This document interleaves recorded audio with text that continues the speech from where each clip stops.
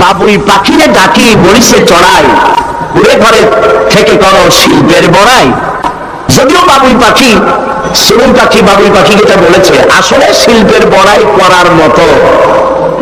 এই যে চতুর্দিক থেকে পাতাগুলি ছিঁড়ে এনে যে বাসা বাবুই পাখি বানালো, আগেই কর সুবহানাল্লাহ। এই বাসা শুধু বাসা নয়, এর মধ্যে বেডরুম আছে, এর মধ্যে ডাইনিং রুম আছে, মাস্টার বেডরুম আছে, শুধু টয়লেট নাই। নিচ দিয়ে ঢুকবে, আবার ব্যাকডোর দিয়ে নিচের থেকে আক্রান্ত হলে ব্যাকডোর দিয়ে পালাবার ব্যবস্থাও আছে।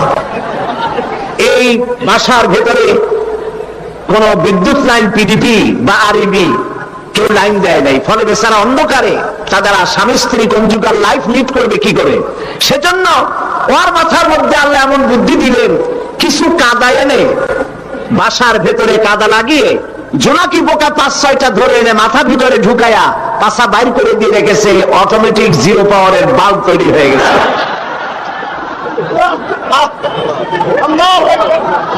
ইঞ্জিনিয়ারিং টেকনোলজি আর কারে বলে? আমার দেশের ইঞ্জিনিয়ার যারা আছেন, এই রকমের বাসা বানানো তো দূরের কথা, ভালো করে বাসাটা খুলুন তো দেখে বুঝবে আপনি কেমন খুলতে পারেন। খুলতেই পারবেন না, বুড়ানো তো দূরের কথা। এটা গেল 2 নম্বর টেকনোলজি, ইঞ্জিনিয়ারিং টেকনোলজি। এরপরে হলো মেডিকেল সায়েন্স, চিকিৎসা বিজ্ঞান। আল্লাহ রাব্বুল আলামিন মৌমাছিকে বলছেন, সুম্মা কুলি মিন কুল্লি সামারাতি ফাসলুকি সুবুলা বিকা যুলুলা।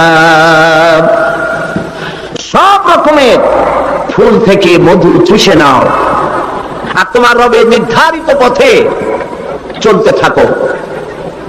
সব রকমের ফুল থেকে মধু আহরণ করে মৌমাছি আহরণ করে এক জায়গায় রাখলো, পয়জন হলো না, এটা মানুষের জন্য সেবা হয়ে গেল। আর মধু কখনো নষ্ট হয় না, কখনো পচে না। মধু যদি পিওর থাকে, ওর ভিতরে যদি আপনি কিছু না মিশান, বছরের পর বছর মধুর প্রিয় থাকবে, নষ্ট হবে না। আলহামদুলিল্লাহ। ঔষধের পচন ক্রিয়া নষ্ট করার জন্য অ্যালকোহল ব্যবহার করা হয়। বিজ্ঞানীরা আবিষ্কার করেছেন অ্যালকোহলের কোনো প্রয়োজন নাই, বরং অ্যালকোহলের পরিবর্তে হালাল মধু ব্যবহার করলেই ঔষধের পচন ক্রিয়া নষ্ট হতে পারে।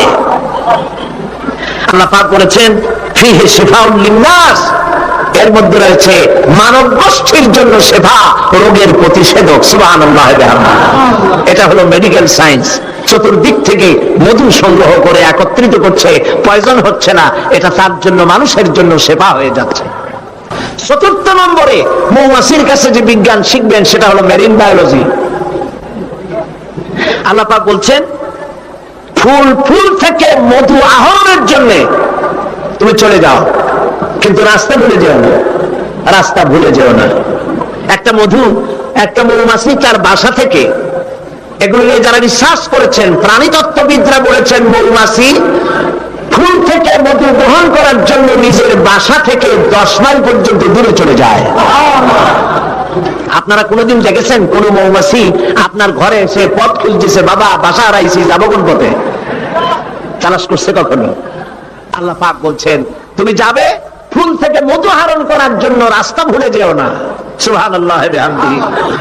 সমুদ্রের ভিতরে নাবিকেরা যখন জাহাজ চালায়, ইনল্যান্ড রিভার লাইনে, আমাদের দেশীয় নদীগুলিতে স্টিমার যখন থাকে সামনে সার্চ লাইট থাকে, কিন্তু সমুদ্রে শিপগুলি, এদের কোনো সার্চ লাইটের দরকার নাই। সার্চ লাইট জ্বালাই দেখবে কি? পানি আর পানি, কি দেখবে? সেই জন্য তাদের জন্য প্রয়োজন হচ্ছে একটা মানচিত্র আর একটা কম্পাস, মানচিত্র, রাডার, এগুলিকে ফলো করে স্টিমার শিপগুলি মহাসমুদ্রের ভেতর দিয়ে চলে, পথ হারায় না। এবার আপনি বলেন, মৌমাছি নিজের মৌচাক, এই চট্টগ্রাম কলেজের কার্নিশের নিচে তার বাসা, মধু আহরণ করার জন্য চলে গেল এখান থেকে 10 মাইল দূর, বদ্দার হাট নাকি হাটহাজারি গেছে মধু আনতে। ওর কাছে কোন কম্পাস ছিল? কোন মানচিত্র ছিল? কোন মানচিত্র কোন কম্পাস নাই, চলে গিয়েছে মধু আনতে, আর ঠিক সেখান থেকে মধু মুখে করে এনে আবার জায়গায় পৌঁছে গিয়েছে। সুবহানাল্লাহ। হে মানুষ, তুমি কোনটা দিয়ে আল্লাহর সাথে, তুমি কি দিয়ে নিজের বড়াই? কোন ক্ষেত্রেই মানুষের বড়াই নয়, সমস্ত শ্রেষ্ঠত্ব, বিরাটত্ব, মহানত্ব সবটাই আল্লাহ রাব্বুল আলামিনের জন্য। জোরে সরে বলেন আল্লাহু আকবার। মানুষকে আল্লাহ পাক এই জ্ঞান দান করেছেন। আল্লাহ রাব্বুল আলামিন বলেন, মানুষের সব অসহায়ত্ব সামনে রেখে আল্লাহ পাক আর বলেন, আফারাআইতুমুল মাআল্লাযী তাশরাবুন আনতুম আনজালতুমুহু মিনাল মুজনি আম নাহনুল মুনজিলুন। এই যে তোমরা পানি পান করো, এই পানি আকাশ থেকে নাজিল করে, তুমি করো না আমি করি? প্রশ্ন কিন্তু আমার না, প্রশ্ন কার? বলেন সবাই। এই যে পানি পান করো, এই পানি আকাশ থেকে কে নাজিল করে? তুমি করো না আমি করি? এই পানি আল্লাহ কোথা থেকে নিলেন? সমুদ্রের পানিগুলিকে বাষ্পীয় আকারে উত্থিত করে মেঘমালায় পরিণত করে সেই নোনা পানিগুলিকে এর লবণাক্ততা দূর করে আল্লাহ সেটা কি নোনা না মিষ্টি? আল্লাহ ইচ্ছা করলে পৃথিবীর সমস্ত পানিগুলিকে শুকায় দিতে পারেন। সেই পানি আবার কেনে দিতে পারেন আমাদের সামনে? আল্লাহ পাক পারেন। সুতরাং আল্লাহ পাক মানুষের অসহায়ত্ব দেখাচ্ছেন, তুমি আসলে অসহায়, যা কিছু পেয়েছো সব আমি তোমাকে দান করেছি। আল্লাহ পাক বলেন, লাউ নাশাউ জাআলনাহু উজাজান ফালাউলা তাশকুরুন। আমি ইচ্ছে করলে আকাশ থেকে পানিগুলি লবণাক্ত আকারে নাজিল করে দিতাম, বর্ষণ করে দিতে পারতাম। তা না করে আমি যে মিষ্টি পানি তোমাদের জীবন দিলাম, লবণাক্ততা দূর করে যে মিঠা পানি দিলাম, কেন তোমরা আল্লাহ রাব্বুল আলামিনের শুকর আদায় করো না? আল্লাহ পাক ইচ্ছে করলে পানিটা সব শুকায় দিতে পারেন, পারেন না? আল্লাহ ইচ্ছা করলে পৃথিবীর সমস্ত পানিগুলিকে শুকায় দিতে পারেন। সেই পানি আবার কেনে দিতে পারেন আমাদের সামনে? আল্লাহ পাক পারেন। সুতরাং আল্লাহ পাক মানুষের অসহায়ত্ব দেখাচ্ছেন, তুমি আসলে অসহায়, যা কিছু পেয়েছো সব আমি তোমাকে দান করেছি। এই জন্য ফাসাব্বিহ বিসমি রাব্বিকাল আযীম, ওই আল্লাহ পাকের বড়ত্ব, তার তাসবিহ তোমরা ঘোষণা করো। সবাই পড়ে সুবহানা রাব্বিয়াল আযীম। তুমি কত অসহায়, খুব মাতব্বরি করো, কিন্তু সমুদ্রে যাও তো। সমুদ্রে যখন মানুষ যায়,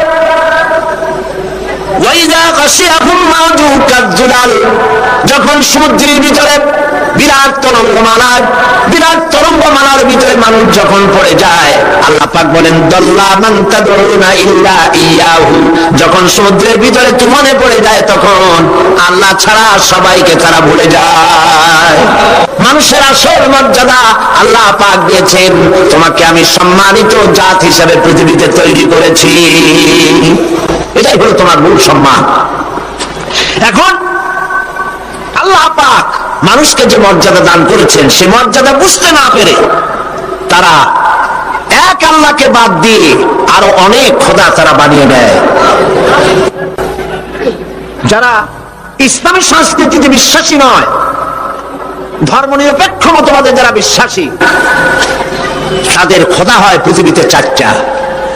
তারা চার ইলাহে বিশ্বাস করে। সবাই বলেন নাউজুবিল্লাহ। এই ধর্মনিরপেক্ষ মতবাদ কি এবং সংস্কৃতি মূল আমাদের কোনটি, এ বিষয়ে আমি আজকে কথা বলবো ইনশাআল্লাহ। ধর্মনিরপেক্ষতায় যারা বিশ্বাস করে, তাদের ইলাহ হয় চারটা: স্বদেশ, স্বজাতি, নিজস্ব জ্ঞান আর প্রবৃত্তির অনুসরণ। দেশকে তারা নিজেদের মায়ের মতো মনে করে, দেশ মাতৃকা বলে। আমরা দেশকে মা বলি না, মাতৃভূমি বলি, জন্মভূমি বলি, কিন্তু একথা আমরা বলি না, ও মা তোমার তরে ঠেকাই মাথা। একথা কি আমরা বলি? এটা আমাদের কথা নয়। সুতরাং তারা দেশের জন্য তো জীবন দিতে পারে, কিন্তু আল্লাহর জন্য তারা কিছুই করতে পারে না। দেশপ্রেম তো নিশ্চয়ই ভালো, কিন্তু দেশকে পূজা করা নিশ্চয়ই ভালো নয়। আল্লামা ইকবাল বলেছেন, ইমতাজা খুদাও মে सबसे बड़ा वो वतन है, इम्ताजा खुदाओं में सबसे बड़ा वो वतन है, जो इसका फिर पिरहन है वो मजहब का काफन है। এই চার খোদার মধ্যে তাদের বড় খোদা হলো, তাজা খোদা হলো নিজেদের স্বদেশ। স্বদেশের জন্য সবই করতে পারে, কিন্তু এই দেশটি যিনি দিলেন তার জন্য একটা সেজদা দিতেও রাজি নয়। তারা দিন থেকে মজহাবকে, রাজনীতি থেকে মজহাবকে, দিনকে, ইসলামকে আলাদা ভাগ করে ফেলেছে। বিশ্বকবি এর জন্য বলেছেন, কম মজহব সে है मजहब जो नहीं तुम भी नहीं, और मजहब से है मजहब जो नहीं तुम भी नहीं, जज्ब बाहम जो नहीं महफिल अंजुम भी नहीं। ধর্মেতে হয় জাতির গঠন, ধর্ম নাই তো তুমিও নাই, নাইকো যদি মাধ্যাকর্ষণ গ্রহ সূর্য ভূমিও নাই। ধর্ম দিয়ে একটি জাতির গঠন হয়, একটি জাতির গঠন হবে ধর্ম দিয়ে। যদি জাতি থেকে ধর্মকে বিচ্ছিন্ন করা হয়, সেটা ঠিক সেইভাবে টিকতে পারে না। যেমন ল অফ গ্র্যাভিটেশন, মাধ্যাকর্ষণ শক্তি আছে বলেই চন্দ্র, সূর্য, গ্রহ, নক্ষত্র, সৌররাজি সব একটার সাথে আরেকটা আকর্ষিত হয়ে আছে। মাধ্যাকর্ষণ শক্তি না থাকলে সব যেমন ধ্বংস হয়ে যায়, যদি না মাযহাব যদি না থাকে তাহলে সেখানে মানুষও বাঁচতে পারে না, তাদের ইজ্জত নিয়ে, তাদের সম্মান নিয়ে টিকতে পারে না। কারো নিজের আইন চলবে না, কারো বানানো আইন চলবে না। আইন চলবে কার? বলেন, এই পৃথিবী কার? এই মানুষগুলি কার? আকাশ কার? জমিন কার? আইন চলবে কার? একমাত্র আল্লাহ পাকের আইন দিয়েই পৃথিবীতে শান্তি প্রতিষ্ঠা হতে পারে। আর সেই আল্লাহর আইনকে ইমপ্লিমেন্ট করার জন্য, ওইটাকে চালু করার জন্য আল্লাহ পাক মানুষকে খলিফা বানিয়েছেন। তুমি আমার প্রতিনিধি, আমার আইনকে কার্যকরী করার জন্য পৃথিবীতে তোমাকে পাঠানো হলো। এই দায়িত্ব পালন করবে পৃথিবীর মানুষেরা, তারা আল্লাহ পাকের এই আইন চালু করবে। আর এই পৃথিবীতে আল্লাহর আইন দিয়ে মানুষ পরিচালিত হতে পারবে শান্তিপূর্ণ ভাবে। মানুষের তৈরি করা আইন দিয়ে শান্তি পাবে না, মানুষ ইনসাফ করতে পারবে না। কারণ হচ্ছে আল্লাহর আইন আর মানুষের আইনের মধ্যে পার্থক্য দেখুন। আপনি যদি কাউকে, এই চট্টগ্রাম শহরে কাউকে যদি আপনি 50,000 কমলা দিলেন, এই কথা বলে যে এই কমলাগুলি চট্টগ্রাম শহরের 8 বছরের নিচে বাচ্চাদেরকে একটা একটা করে আপনি বিতরণ করবেন, এই কথা বলে যখন তাকে যাওয়া হলো, তিনি যখন এই কমলাগুলি বিতরণ করতে যাবেন, তখন দেখলেন যে এই ছেলেদের মধ্যে তার নিজের ছেলে আছে, তার ছেলে আছে, তার ভাইয়ের ছেলে আছে। এইটা যখন দেখবেন, তখন অন্যের ছেলের চাইতে নিজের ছেলেকে, বোনের ছেলেকে 2-4টা বেশি দিতে ইচ্ছে করবে নাকি? করবে কিনা? সামান্য কমলা বিতরণ করতে গিয়ে যদি এই রকমের পক্ষপাতিত্ব, দলীয়করণ, আত্মীয়করণ ইত্যাদি করতে যদি ইচ্ছে করে, তাহলে এমন লোকদের হাতে আইন তৈরি করতে দিলে তারা তো সমস্ত মানুষের উপরে ইনসাফ কিছুদিন করতে পারবে না। সেই জন্য আল্লাহ রাব্বুল আলামিন আইন তৈরি করার দায়িত্ব নিজেই নিয়েছেন। আইন আল্লাহ পাকের, সে আইনের কিতাবের নামই হচ্ছে কোরআন। এই আলোচনার দ্বারা বোঝা গেল ইসলামী সংস্কৃতির মূল প্রতিপাদ্য হচ্ছে জীবনের সকল ক্ষেত্রে আইন চলবে আল্লাহ পাকের। গান বাজনাই শুধু সংস্কৃতি নয়, সংস্কৃতি হচ্ছে জীবনের আচার অনুষ্ঠান, সবকিছু। একটি জাতির বেঁচে থাকার প্রাণ শক্তি তার সংস্কৃতি।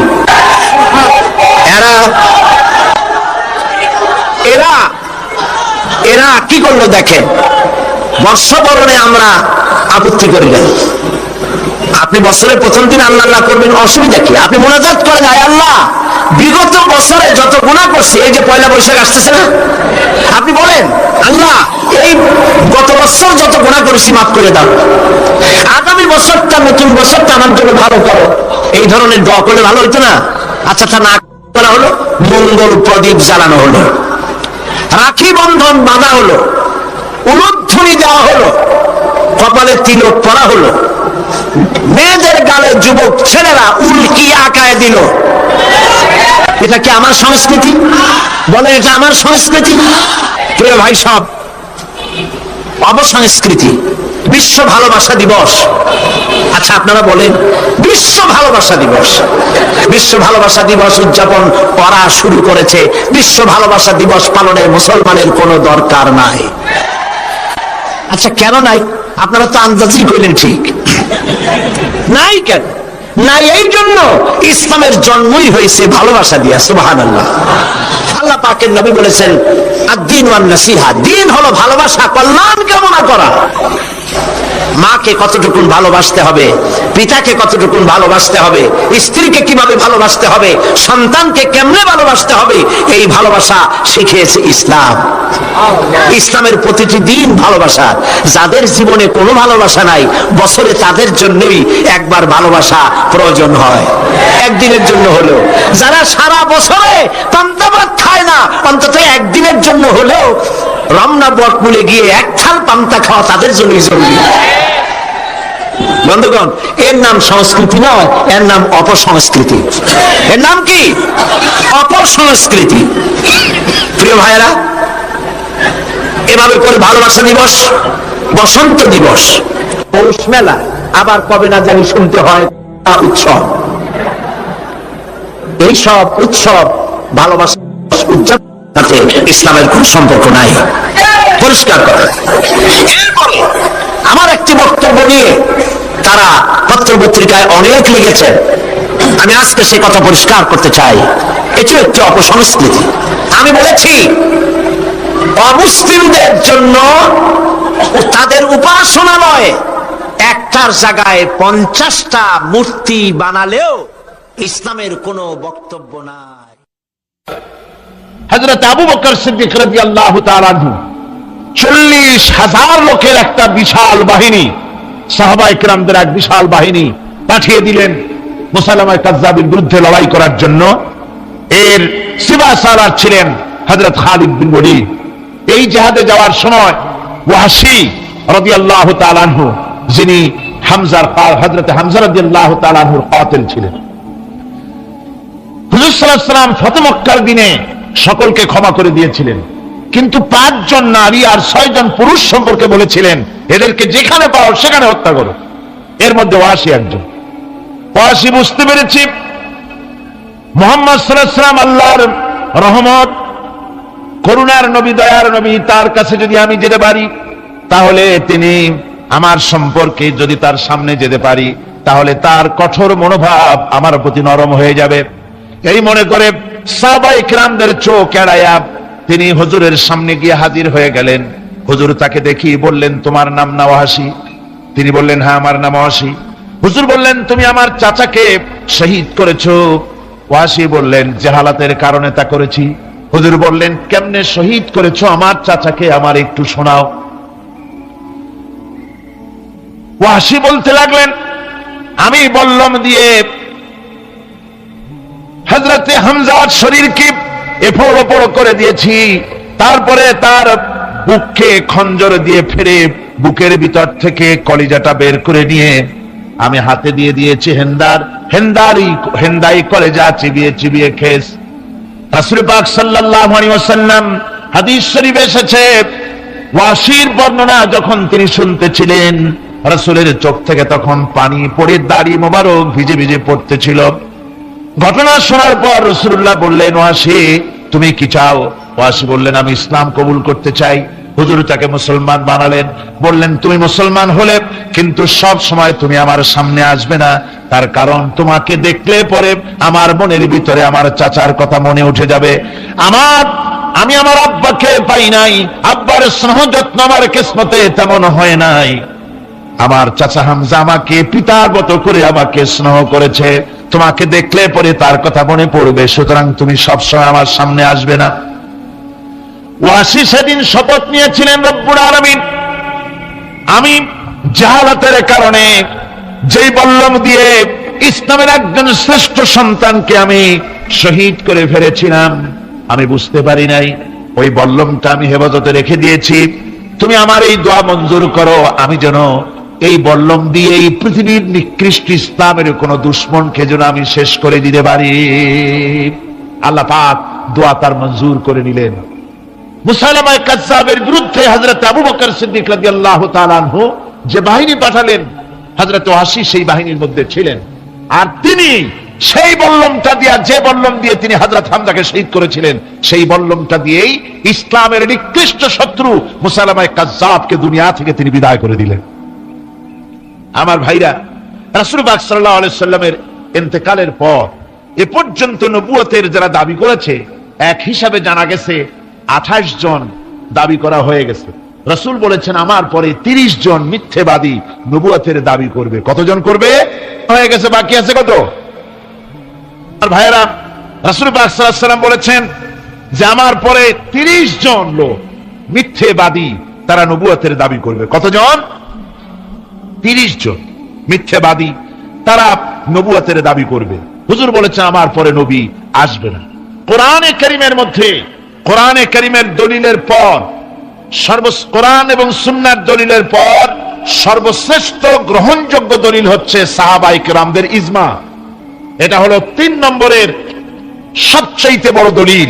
1 নম্বরে মুসলমানদের দলিল হচ্ছে কোরআন, 1 নম্বরে দলিল কি? কোরআন। 2 নম্বরে কি? হাদিস। 3 নম্বরে সাহাবায়ে কেরামদের ইজমা। এটা হচ্ছে 3 নম্বরের দলিল। সমস্ত সাহাবায়ে কেরাম রিদওয়ানুল্লাহি তাআলা আলাইহিম আজমাইন তারা একমত যে রাসূল পাক সাল্লাল্লাহু আলাইহি ওয়াসাল্লামের পরে যদি কেউ নবুয়তের দাবি করে তাহলে সে কাফের, আর তাকে হত্যা করা ওয়াজিব, তার বিরুদ্ধে লড়াই করা ওয়াজিব, জিহাদ করা ওয়াজিব। সে দাবি করলো, সে মনে করলো যে নবুয়ত হচ্ছে একটা ব্যবসা, মুহাম্মদ সাল্লাল্লাহু আলাইহি ওয়াসাল্লামের কিছু ছিল না। নবুয়তের দাবি করলো, গনিমতের মাল আসলো, টাকা পয়সা আসলো, তারপর রাজত্ব হয়ে গেল। এরকম তো কম কথা না। তা আমিও যদি নবুয়তের দাবি করি তাহলে এরকমের একটা ব্যবসা আমিও করতে পারবো। এই চিন্তা ভাবনা করে নবুয়তের দাবি করে বসলো। নবুয়তের দাবি করে সে প্রচার করে বেড়াতে লাগলো আমি নবী। তারপর তার উম্মতেরা বলল যে আচ্ছা আপনি তো নবী বুঝলাম, তা মুহাম্মদ সাল্লাল্লাহু আলাইহি ওয়াসাল্লামের উপরে ওহী নাযিল হয়, আপনি তো কোনো নতুন ওহী আমাদের দিতে পারলেন না, কোনো সূরাও এ পর্যন্ত আসলো না। মুসাইলামা কাযযাব বলল দেখো কেবল না নবী হলাম, একটু সময় দাও ওহী আসা। কিছুদিন পর বলল যে সূরা একটা এসে গেছে। বলে কি? সে সূরা কাউসারের একটা প্যারোডি তৈরি করলো। বলল আমার উপরে একটা নতুন সূরা আসছে, সূরাটি হচ্ছে ইন্না আতাইনাকাল আকাক ফাসাল্লি লিরাব্বিকা ওয়াজাক ইন্না শানিয়াকা হুয়াল আবলাক। এর অর্থ হচ্ছে আমি তোমাকে আকাক পক্ষী দান করেছি। আর আকাক পক্ষী বলা হয় হুতুম পেঁচাকে। ও যে কায়দার নবী, পাখিটাও পাইছে সেই কায়দারই। তারপরে ফাসাল্লি লিরাব্বিকা ওয়াজাক, সুতরাং তোমার প্রভুর উদ্দেশ্যে নামাজ পড়ো আর জোরে সোরে চিৎকার করো। মনে রেখো তোমার দুশ্মন হবে শ্বেত এবং কৃষ্ণ বর্ণে। এর না আছে কোনো গোড়া, না আছে এর মাথা, না আছে এর কোনো অর্থ, না আছে কিছু। এই জাতীয় সূরা দেখিয়া উম্মতেরা বলল কি যে আশ্চর্য কথা, মুহাম্মদ সাল্লাল্লাহু আলাইহি ওয়াসাল্লামের উপরে যে সূরা নাজিল হয়েছে তা পড়তে কত সুন্দর, কত ভাব গম্ভীর, আর এ কি একটা সূরা নাজিল হলো। তারা নিজেরা বলা কওয়া করলো। আর একবার ধরলো মুসাইলামাকে, তারা বলল মুহাম্মদ সাল্লাল্লাহু আলাইহি ওয়াসাল্লাম তাকে তার উম্মতেরা তাদের বাগানে নিয়ে যায়। নিলে পরে যে বাগান থেকে তিনি যান, গাছে খোরমা না থাকলে খোরমা হয়ে যায়। কোন পানি শূন্য কুয়ার কাছ থেকে গেলে তার বরকতে কুয়ায় পানি চলে আসে। তো আপনি এরকমের কিছু আমাদের দেখান। বললো আমাকেও তোমরা এভাবে নিয়ে যাও। তখন তাকে নিয়ে যাওয়া হলো। দেখলো উম্মতেরা যে এমনই পোড়া কপালে এক নবী তাদের ভাগে পড়ছে, যে বাগান দিয়ে যায়, গাছে খোরমা থাকলে খোরমা পড়ে যায়, নষ্ট হয়ে যায়। আর কোন পানিওয়ালা কুয়ার কাছ থেকে হাঁটলে সে কুয়া থেকে পানিও শেষ হয়ে যায়। এরপরে তার সাহস বাড়লো। মুসাইলামা কাযযাব রাসূল পাক সাল্লাল্লাহু আলাইহি ওয়াসাল্লামের কাছে এক চিঠি লিখলো। সে চিঠির ভাষা ছিল মিন মুসাইলামাত রাসূলিল্লাহ ইলা মুহাম্মাদুর রাসূলুল্লাহ সালামুন আলাইকুম আম্মা বাদ ফাইন্নী আশরাকতু ফিল আমর ওয়া ইন্না লানা নিসফাল আরদ ওয়া লিকুরাইশিন নিসফাল আরদ ওয়ালাকিন্না কুরাইশান কওমান ইয়াতাদুন। সে চিঠি লিখলো যে মুসাইলামা আল্লাহ রসুলের পক্ষ থেকে নাউজুবিল্লাহ মুহাম্মদ সাল্লাল্লাহু আলাইহি সাল্লামের কাছে এই চিঠি পাঠানো হচ্ছে। ফাইন্নী কাদ আশরাকতু ফিল আমরি মাক, আমি হচ্ছি আপনার নবুয়তের একজন অংশীদার। এই হিসাবে পৃথিবীর অর্ধেক হচ্ছে আমার আর অর্ধেক হচ্ছে কোরাইশদের, কিন্তু কোরাইশরা বিষয়টা বুঝতে না পেরে আমার সাথে বাড়াবাড়ি করতেছে। হুজুর সাল্লাল্লাহু আলাইহি ওয়াসাল্লাম এই চিঠির জবাব দিলেন। হুজুর লিখলেন, বিসমিল্লাহির রহমানির রহিম, মিন মুহাম্মদ রাসূলুল্লাহ সাল্লাল্লাহু আলাইহি ওয়াসাল্লাম ইলা মুসাইলামাতিল কাজ্জাব, আসসালামু আলা মান ইত্তাবাআল হুদা, আম্মা বাদ, ফাইন্নাল আরদা লিল্লাহি ইউরিসুহা মিন ইবাদিহি ওয়াল আকিবাতু লিল মুত্তাকিন। রাসূল পাক সাল্লাল্লাহু আলাইহি ওয়াসাল্লাম লিখলেন, এই চিঠি যাচ্ছে মুহাম্মদ সাল্লাল্লাহু আলাইহি ওয়াসাল্লামের কাছ থেকে মুসাইলামা কাজ্জাবের কাছে। শুনে রাখো, শান্তি বর্ষিত হোক তার প্রতি যিনি হেদায়েত প্রাপ্ত। এই পৃথিবীর উত্তরাধিকারী হচ্ছে কেবলমাত্র আল্লাহ পাকের সেই সব বান্দারা যারা নাকি আল্লাহর গোলাম, আল্লাহর একান্ত আল্লাহর আইন এবং কানুনকে মেনে যারা চলে, আর পরকাল হচ্ছে সেই সমস্ত লোকেদের জন্যই। মুসাইলামা কাজ্জাবের মুয়াজ্জিন যারা, তারাও জানতো যে লোকটা মিথ্যেবাদী। তো কিছু মাল পানি পাওয়া যায়, টাকা পয়সা পাওয়া যায়, সাথে থাকলে কিছু খাওয়াটাও যায়, এই জন্য তার সাথে থাকতো। রাসূলুল্লাহর মুয়াজ্জিন আযান দিতেন, আশহাদু আন্না মুহাম্মাদার রাসূলুল্লাহ, আমি সাক্ষ্য দিচ্ছি মুহাম্মদ সাল্লাল্লাহু আলাইহি ওয়াসাল্লাম আল্লাহর রাসূল। আর মুসাইলামার মুয়াজ্জিন যে ছিল, সে আযান দিত, আশহাদু আন্না মুসাইলামাতা ইয়াজামু আন্নাহু রাসূলুল্লাহ। ও বলতো, আযান দিত এই কথা বলে যে আমি সাক্ষ্য দিচ্ছি মুসাইলামা মনে করে যে সে আল্লাহর রাসূল।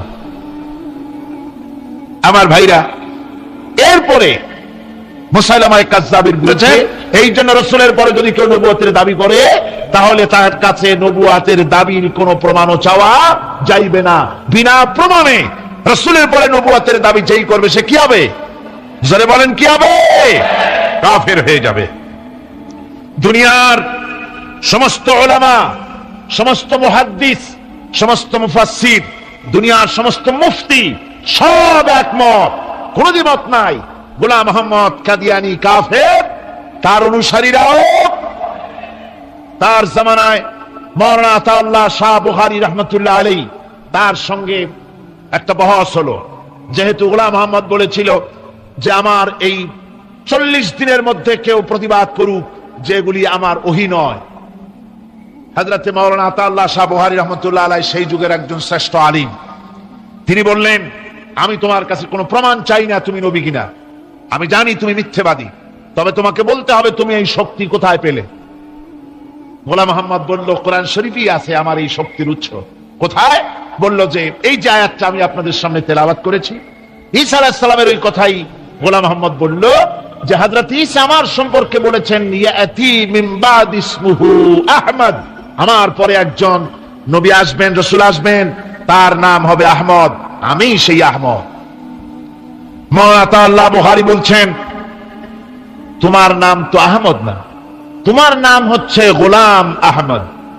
তার অর্থ হলো হযরত ঈসা আলাইহিস সালাম যে আহমদের কথা বলেছেন, তুমি সেই আহমদের গোলাম। গোলাম আহমদ বললেন, দেখুন আমার নামের প্রথম শব্দ গোলাম, এটা হচ্ছে আমার লকব, আমি আমার নামের লকবটা ছেড়ে দিলাম, বাদ দিয়ে দিলাম, আর ব্যবহার করব না। তাহলে তো আমি আহমদ থাকি, আপনি তো আর আপত্তি করতে পারেন না। মাওলানা বুখারী বললেন, নামের প্রথম শব্দ বাদ দেওয়া যদি জায়েজ হয়, তাহলে তোমার ফতোয়া দিয়ে আমার নামের প্রথম শব্দ বাদ দিয়ে দিলাম। আমার নাম আতা আল্লাহ, নামের প্রথম শব্দ আতা বাদ দিয়ে দিলাম। তো আতা যদি বাদ দেই তাহলে আল্লাহ হই, আর আল্লাহ হয়ে বলছি তোমার মতো গাধাকে নবুয়ত আমি দেই নাই। এরপর এই পৃথিবীর নিকৃষ্ট পাপী এই কাফেরের মৌত হলো কোথায়? জোরে বলেন, এই কাফেরের মৌত হলো কোথায়? পায়খানার ভেতরে মৌত হয়েছে। আমার বন্ধুগণ, সুতরাং বাংলাদেশে যত কাদিয়ানি আছে, সমস্ত কাদিয়ানিরা কাফের। সমস্ত কাদিয়ানিরা কি? আর জোরে বলুন, তারা কি? কাদিয়ানিরা মুসলমানদের গোরস্থানে, তাদের মানুষ মারা গেলে মুসলমানদের গোরস্থানে তা দাফন করে না। মুসলমানদের জানাজায় তারা কোনোদিন আসে না, মুসলমানদের কোন মসজিদে তারা নামাজ পড়তে যায় না, তারা আলাদাভাবে মসজিদ তৈরি করে মসজিদের নামে। গোলাম মোহাম্মদ কাদিয়ানীর অনুসারীরা যে মসজিদ করে ওগুলি মসজিদ নয়, এগুলি মসজিদে জেরার। এগুলি কি? মসজিদে জেরার। এগুলি কখনই মসজিদের সম্মান পেতে পারে না। তারা কোরআনে কারীমের ব্যাখ্যা নিজেরা করেছে, নিজেরা তৈরি করেছে, যার সাথে আহলে সুন্নাতুল জামাতের হাদিসের কোনো মিল নাই, নিজেরাই করেছে। সুতরাং এই কাদিয়ানীদেরকে সৌদি আরবিয়া সহ মধ্যপ্রাচ্যের 18টি দেশ এবং পাকিস্তান সরকারও নন মুসলিম মাইনরিটি হিসাবে ঘোষণা করেছে। বাংলাদেশ সরকারের কাছে কাদিয়ানীদেরকে অমুসলিম ঘোষণার জন্য দাবি জানানো হচ্ছে দীর্ঘদিন থেকে, কিন্তু যে সরকারি আসে কর্ণপাত করে না, কাদিয়ানীদের সাথে তাল মিলিয়ে চলতে চেষ্টা করে। আর এই তাল মিলিয়ে চল, আল্লাহ পাক বলছেন স্মরণ করো সেই সময়ের কথা যখন ঈসা আলাইহিস সালাম, মরিয়ম পুত্র ঈসা, তিনি বলেছিলেন, হে বনি ইসরাইল, ইন্নী রাসূলুল্লাহি ইলাইকুম মুসাদ্দিকাল লিমা বাইনা ইয়াদাইয়া মিনাত তাওরাহ, আমি আল্লাহর পক্ষ থেকে তোমাদের জন্য রাসূল হয়ে প্রেরিত হয়েছি এবং আমার পূর্বে নাজিলকৃত তাওরাতের সত্যতা বিধানকারী হিসেবে আমি নাজিল হয়েছি। ওয়া মুবাশশিরাম বিরাসূলিন ইয়াতি মিন বাদি ইসমুহু আহমদ, আর আমি সুসংবাদদাতা সেই রাসূলের যিনি আমার পরে আসবেন, যার নাম হবে আহমদ। ফালাম্মা জাআহুম বিল বাইয়িনাতি ক্বালু হাযা সিহরুম মুবিন, আর প্রকৃতপক্ষে যখন তিনি স্পষ্ট দলিল নিয়ে, প্রমাণাদি নিয়ে যখন তাদের সামনে এলো, তারা বলল এটা তো সুস্পষ্ট প্রতারণা বা সুস্পষ্ট এক প্রতারক। এ হচ্ছে আয়াতে কারিমার শাব্দিক তর্জমা। অর্থাৎ ঈসা আলাইহিস সালাম একথা বলতে চাইলেন। আল্লাহ পাক বলছেন, মরিয়ম পুত্র ঈসা বলেছেন যে আমি কোন নতুন রাসূল নই, ইন্নী রাসূলুল্লাহি ইলাইকুম, আমি তোমাদের কাছে রাসূল হিসেবে প্রেরিত হয়েছি। এ কথার দ্বারা তিনি বুঝাতে চান যে আমি কোন নতুন অথবা কোন অভিনব নবী নহি। এই নবুয়তের সিলসিলা আগের থেকে চালু হয়েছে, তার এক ধারাক্রম, তার এই ক্রমধারায় আমিও একজন নবী হিসেবে পৃথিবীতে এসেছি। আর আমি তাওরাতের প্রত্যাখ্যানকারী নই, আমি তাওরাতের সত্যতা ঘোষণাকারী হিসেবে পৃথিবীতে এসেছি। পয়গম্বরদের নিয়ম হচ্ছে চিরকাল তারা আগের পয়গম্বরের দাওয়াতের স্বীকৃতি দিয়েছেন, দাওয়াতকে তারা অস্বীকার করেন নাই। আগের পয়গম্বরের দাওয়াতকে তারা স্বীকৃতি দিয়েছেন, বলেছেন। আর দ্বিতীয় অর্থ হচ্ছে যে আমার সম্পর্কে যে আগামনী বাণী শোনানো হয়েছে, সেই তারই বাস্তব রূপ নিয়ে আমি পৃথিবীতে এসেছি, আমার সাথে বিরোধিতা করার কোন যুক্তি নাই। কিন্তু বনী ইসরাইলেরা হযরত ঈসা আলাইহিস সালামের দাওয়াত গ্রহণ না করে তার উল্টোটাই করলো। তারা কি করলো? তারা হযরত ঈসা আলাইহিস সালামকে আল্লাহর পুত্র বানিয়ে ছাড়লো। হযরত ঈসা বললেন আমি হচ্ছে আল্লাহর রাসূল, আর তারা বানালো আল্লাহর ছেলে। নাউযুবিল্লাহি মিন যালিক। কোরআনে কারীমে রব্বুল আলামিন বলেন, নাসারারা বলছে, ওয়াকালাতিন নাসারাল মাসীহ ইবনুল্লাহ, মাসীহ হচ্ছে আল্লাহর পুত্র। সবাই বলুন নাউযুবিল্লাহ। ওরা একদিকে ঈসা আলাইহিস সালামকে আল্লাহর পুত্র বানালো, আবার অন্যদিকে তারা মাসীহকে শুধু আল্লাহর পুত্র নয়, তারা আবার তাদের একটি দল হযরত ঈসা আলাইহিস সালামকে সরাসরি তাকে আল্লাহই বানিয়ে ফেললো। কোরআনে কারীমে রব্বুল আলামিন বলছেন, লাকাদ কাফারাল্লাযীনা ক্বালু ইন্নাল্লাহা হুয়াল মাসীহু ইবনু মারইয়াম ওয়া ক্বালাল মাসীহু ইয়া বনী ইসরাঈল উ'বুদুল্লাহা রাব্বী ওয়া রাব্বুকুম। হযরত ঈসা আলাইহিস সালাম তিনি ঘোষণা করেছেন, মরিয়ম পুত্র হযরত ঈসা বলেছেন যে আল্লাহ পাক বলছেন যে কাফেররা এই তারাই কুফরি করেছে যারা ঈসা আলাইহিস সালামকে বলেছে আল্লাহ। অথচ ঈসা আলাইহিস সালাম বলেছেন উবুদুল্লাহ রাব্বি ওয়া রাব্বিকুম। হযরত ঈসা বলেছেন যে সেই আল্লাহর গোলামি করো, সেই আল্লাহর দাসত্ব করো যিনি তোমাদেরও রব এবং আমাদেরও রব, যিনি আমারও আল্লাহ এবং তোমাদেরও আল্লাহ, সেই আল্লাহ পাকের গোলামি জীবনের সকল ক্ষেত্রে করো। এ কথা বলে দিয়েছেন হযরতে ঈসা আলাইহিস সালাম। এরপরে হযরত ঈসা এরপরে ঘোষণা করেছেন ওয়া মুবাশশিরাম বিরাসূলিন ইয়াতি মিন বাদ ইসমুহু আহমদ, এবং আমি সুসংবাদ দাতা সেই রাসূলের যিনি আমার পরে আসবেন আর তার নাম হবে আহমদ। এই আয়াতটি কোরআনে কারীমের এটি একটি গুরুত্বপূর্ণ আয়াত, এবং এই আয়াত দিয়ে ইসলাম বিরোধীরা নানান ধরনের সন্দেহের সৃষ্টি করেছে এবং বিতর্কের সৃষ্টি করেছে পৃথিবীতে। এই আয়াতে কারিমে, কোরআনে কারিমের এই আয়াতে রাসূল পাক সাল্লাল্লাহু আলাইহি ওয়াসাল্লামকে আহমদ বলা হয়েছে। থাকবে আবার একটা নারী চিরকাল একটা স্বামী নিয়ে পড়ে থাকবে, নতুন কোন বৈচিত্র্যের স্বাদ তাদের কপালে জুটবে না। এটা কেমন কথা? এটা হতে পারে না। সে বলে যে নারী পুরুষের অবাধ মেলামেশা থাকাই উচিত, এটাই প্রগতি। এই হলো আহমক শরীর। সে বোকাই কারণে দুনিয়ার সব চিনেছে অথচ মালিককে চেনে নাই। কিন্তু আমাদের দেশের গরুতেও মালিক চেনে, গরুতে মালিক চেনে কিনা কন? আপনারা যাই দেখেন রাত্রিবেলায় ডাকাডাকি করলে আপনার গরু যদি বিলে থাকে তাহলে গরু ছুটে আপনার কাছে আসবে, আসবে কিনা কন? গরু তো কিছু তো তার ভদ্রতা সম্মান আছে। আমাদের গৃহপালিত পশু কুত্তা, কুকুর, কুকুরেও মালিক চেনে, চেনে কিনা কন? যদি বিশ্বাস না হয়, আপনার বাড়িতে যদি কুকুর থাকে, আপনার বাড়িতে রাত 12টার সময় যদি অন্য কোনো লোক ঢোকে তাহলে কি করেন? কুকুরে খুব আদর করবে না? কুকুর তারে তাড়াইয়া কর্ণফুলি পার করে দিয়ে আসবে। আর যদি আপনি যান গভীর রাত্রে, গলায় কাশি দেবেন, কথাও বলবেন না, কাশিটা শুনে কুত্তা এসে আপনার পায়ে তার লেজুর দিয়ে নেজ দিয়ে নাড়ানাড়ি করবে, মুখটা পায়ের উপরে লাগাবে, ঠিক কিনা কন? গরুতে মালিক চিনল, কুত্তায় মালিক চিনল। এই আহমক এমনই নিকৃষ্ট, কুত্তা গরুর চাইতে নিকৃষ্ট, আল্লাহ রাব্বুল আলামিনকে চেনে নাই।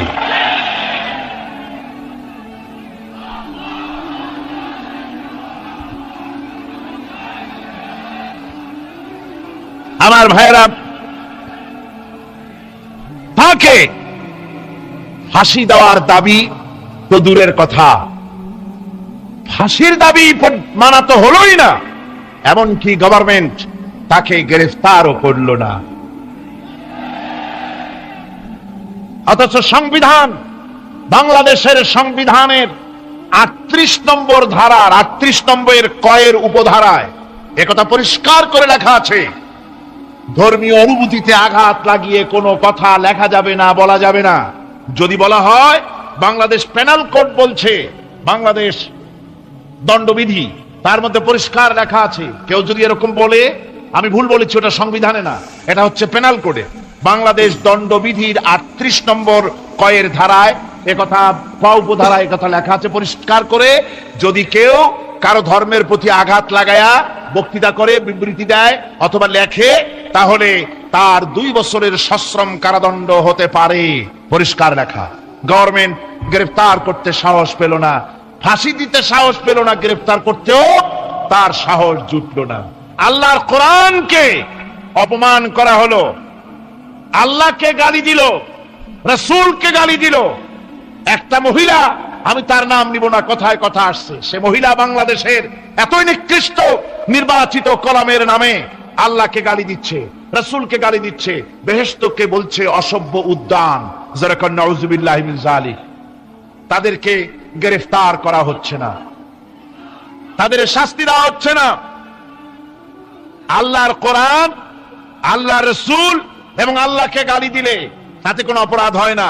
সংসদের ব্যাপারে কি একটু কথা লিখলো দৈনিক ইনকিলাব, মিল্লাত, এই সমস্ত পত্রিকাকে ওই লেখার অপরাধে সংসদ ভবনে ডেকে নিয়ে কৈফিয়ত তলব করা হলো।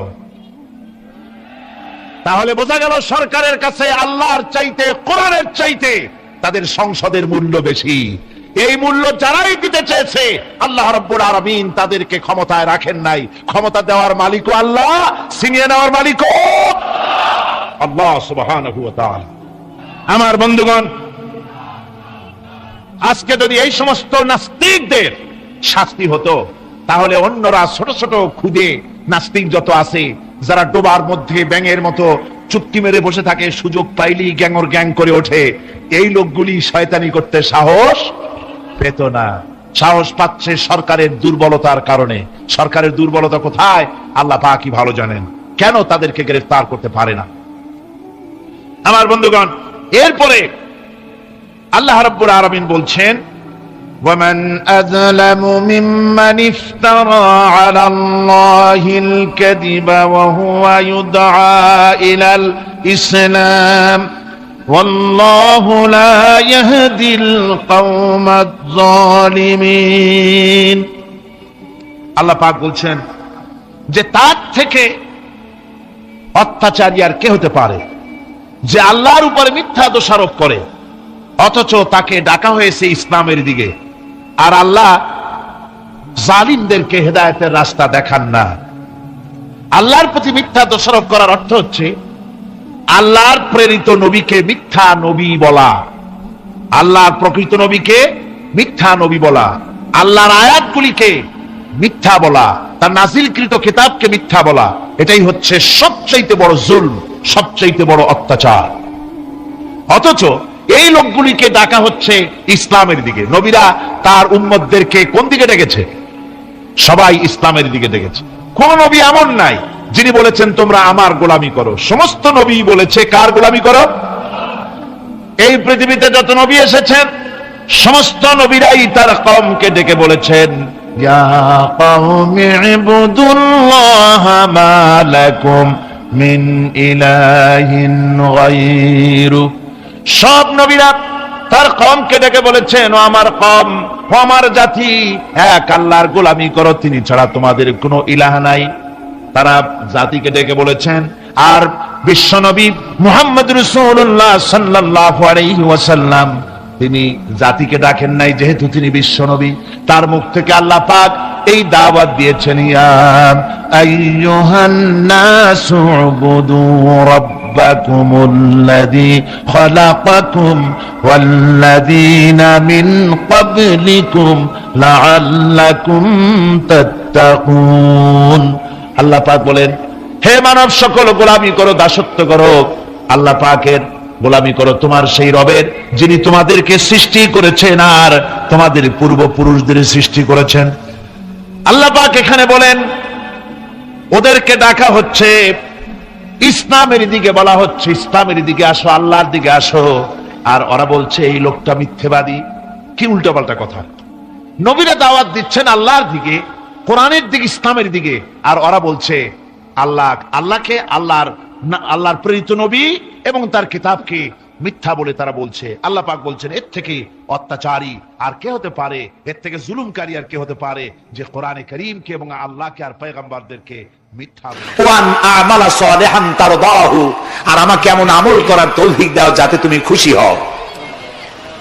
ওয়াদখিলনি বিরহমাতিকা ফি ইবাদিকা সালিহিন, আর আল্লাহ আমাকে ইবাদে সালেহের মধ্যে শামিল করে দাও। সুবহানাল্লাহ। প্রিয় ভাই সব, আমার মূল বক্তব্য ছিল এই সব সচ্চরিত্রবান সুপার কোয়ালিটির মানুষ আল্লাহর নবীরা মার খেলেন কেন? শুধুমাত্র দাঁত মাজা, সুরমা লাগান, দাড়ি লাগান। আমি যদি আপনাদের বলি সবাই দাড়ি রাখবেন, আপনারা কি আমার মারতে আসবেন? কেন মারবেন? আমি তো খারাপ কথা কিছু বলিনি, এই জন্য মারামারি হয় না। মারটা হইল কেন?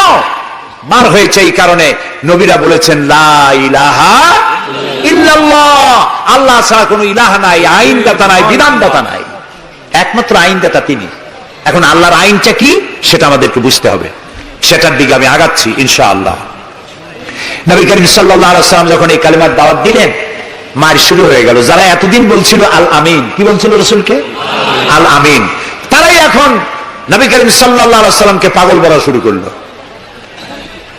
রাসূলকে পাগল বলা হলে আঘাত লাগে কার গায়ে? আঘাত লাগে কোথায়? আল্লাহর গায়ে বলা যাবে না, আল্লাহর অস্তিত্বে আঘাত লাগে। আল্লাহ রাব্বুল আলামিন এই কাফেরদের অপবাদের জবাবে আল্লাহ তাআলা প্রতিবাদ করলেন। তিনি বললেন, ওয়ামা সাহিবুকুম বিমাজনুন, তোমাদের সাথী পাগল নয়, তোমাদের সাথী বললেন আল্লাহ তাআলা। কেন? তোমরা তো এই লোককে হতে দেখেছো, তার শৈশব, কৈশোর, যৌবন, আর এই বয়স পর্যন্ত তোমরা তাকে চোখের সামনে দেখেছো।